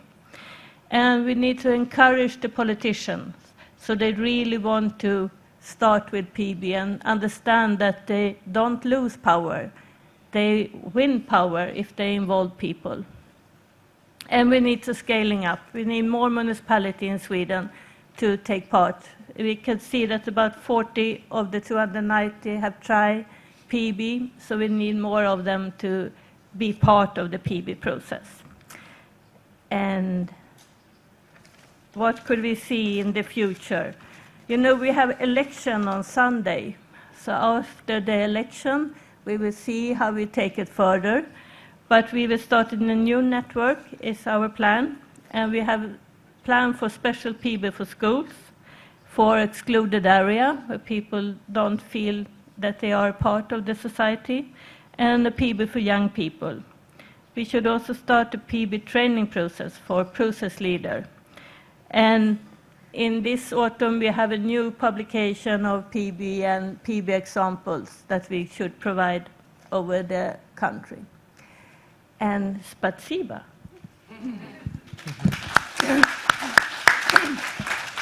Елена, в первую очередь, вам спасибо. Thank you very much, Lena, first of all, for your presentation. It's very difficult to comment on it because it contained all the necessary components, including conclusions, which I'm in full solidarity by 100%. Without further ado, let's just get down to the wrap-up presentation in terms of its order, not in terms of its importance. Galina Vitalyevna. So we have already covered the issue of openness and interaction, and you've been dealing with this for many years, so you have vast experience in this regard.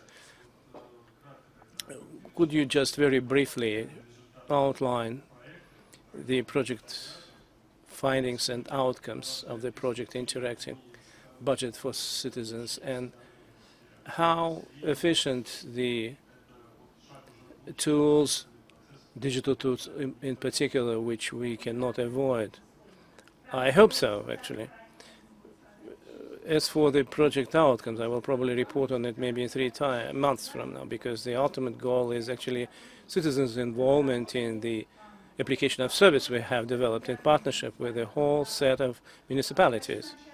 I'd like to start with my most favorite chart, which demonstrates the difference between the indices of general open budget partnership and citizens' involvement in this. With reference to open budget review, just everywhere except for South Korea, the index falling behind if we compare this to indices. It means that actually it's much easier to open the budget rather than to engage people in discussing the budget-related challenges. And you are quite right when you said that we've been dealing with this for more than a year, figuratively speaking. And finally, we have obtained the grant from the President's Foundation, and we implement this together with the Rustix company. So we have a grant for 11 months. And in this time, we managed to engage 30 cities. So it started with 80 initially, but those who are really involved in that and those who are going to make use of the service on their websites, they are just 30, which is nevertheless maybe 1.5 times more than we expected, because we were foreseeing 20 only. And this municipalities actually represent the whole of Russia, from west to the east, from Karelia to Petropavlovsk, and it includes small towns like Divnogorsk and big cities. Bratsk, for instance, which has been awarded here today. We are very happy to see them here today as participants in our project. So what is the substance matter about it? Part one of the project is about developing the concept of the toolkit, which would be at the municipality level on the internet by means of using application which is placed on the municipality website to engage people in expressing their opinion on the budget parameters and their utilization. We had to start with conceiving it and with producing a program shell in such a way that all the municipalities as participants could be capable of maintaining it further on, so that they were capable of administering it, so that they would continuously using it. And as our expectations, we hope to see citizens as participants in that, because just developing and placing a toolkit is not what we are after. If it is not disseminated, if it does not involve people, it will not work. Just in further detail, what does it contain? Unfortunately, we cannot actually demonstrate it to you on the internet. I will demonstrate it to you, but I will show you some short screens. So this information on all the expenditure lines articulated in a very simple language, and the templates regarding how to explain this information was proposed by us. And of course, we get the feedback and then we adjust what we propose. Sometimes we work as follows. For instance, the name of certain school could be just 11-letter acronym, which is difficult to read. This is something which bureaucrats used to, but which is not normal for ordinary people, and we're trying actually to adapt it to the extent when it is understood by ordinary people. What is also important is that, of course, financial statistics are there in million rubles, so that it would be clearer for people, not in thousands, but in millions, because otherwise it will be just absolutely incomprehensible for them. But it shows not what it is used for, but it's about cost drivers, rather. How many schools, how many children, how many teachers, what is the average salary? If it's about subsidies for small businesses or non-commercial organizations, how many recipients are there by line, by the item? So it's very concrete in terms of how the budgetary resources are spent. Of course, we have interactive elements, which is the most important part. Every user could actually propose adjustments to that, increase or decrease the expenditures, actually, and he or she will see immediately the effects, the quality effects of what, in terms of what will change if the expenditures are increased in this regard. And nobody else but the authorities can tell them, because they cannot explain to the citizen that we do not have it for the next year, but if we do have, we will spend it on this particular one. If we have less, they will just tell us why and how they will not sufficiently finance it. Very often, actually, citizens cannot actually increase or decrease these funds, because the resources are taken from the budget. They cannot actually cut it. And we also introduced a proposal regarding the expenditure items with regards to participatory budget. In other words, citizens can offer particular assets, particular items which need attention from the financiers for the sake of providing additional finance. We collect all the statistics on that. It's not a public service portal. It is anonymous. But of course it is interesting for social analysis perspective because it can be actually analyzed by the age group, by the location, and by other characteristics. Let me skip this one. Probably I will skip this as well. As for the service we propose, it can be used for the budget in the making and the approved one as well. And we now are learning these users how to make use of it with reference to the approved budget of the current year, so that they would learn how to upload it onto the shell.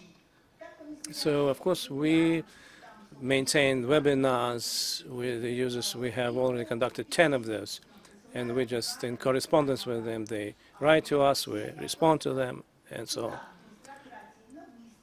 And everybody is expected actually to propose their adjustments to the draft budget for the next year, so that we would be prepared for actually voting on this in order to identify and understand what they want. This is just the websites for 3 cities. They are working, they're functioning. You can take a look at them, you can test them and see how the system works. And very briefly, this is actually the home page. This is the city of Voronezh. 2 minutes left. It's exactly what I need. So this is the home page, which invites to express your opinion, and it is anticipated that your voice will be heard. This is the page which provides information regarding the overall domain of education and by the category, whether it is just high schools or preschool education. The green shows the growing expenditure trend, and in green you will see the consequences or the effects, what will happen if it is increased. Actually, the 10% plus minus is allowed, which is realistic. This is an example of the information page. We simplified it to the extent possible in this table format so that it would be seen what parameter it is, how many children, how many groups of other types of variety education, compensation for children in kindergartens, and so on and so forth. Information on incomes. What types of income are locally generated? What percentage of preferences are granted by local budgets, et cetera, and the entire list of income by sources, and options for increasing revenues. People can select various ways of mobilizing revenues to the budget, and they're free to propose them. And last but not least, this blog deals with budget initiatives. So we ask people to propose 3 proposals to finance specific facilities or infrastructure facilities broken down by the sections and subsections in this internet service. This is the list of cities and towns that participate in this project. You see both large cities and capital cities as well as small towns.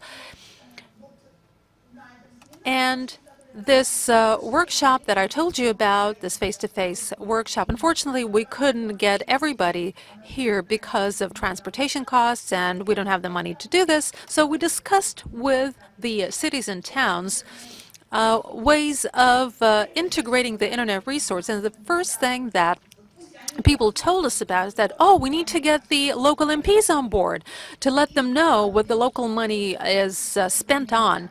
So the making it a useful tool for participatory budget needs is crucial For instance, there's a small town where they don't have the Republican legislation on PB, and they say, well, it's easy to make amendments and embed PB practices in the local budget because we don't have the superior authority to say no to it.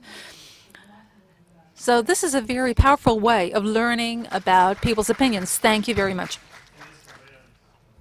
That's an interesting way. This is a budget calculator, if you will, or an interactive budget. Of course, the sky is the limit in terms of publishing budget information, and we've been doing this for an hour. And the questions that I have come up with and the audience, we still need to give the audience a chance to ask questions. So let's serve as an example of a good, of good discipline. So perhaps let's, I would like to thank our panel of experts. Let's give them a round of applause. And it's good that we managed to stay within our time limits. I would like to thank you all for a very constructive dialogue, and I hope that all the presentations will be uploaded to a web page. And once again, I would like to thank you all for a productive discussion. Thank you very much.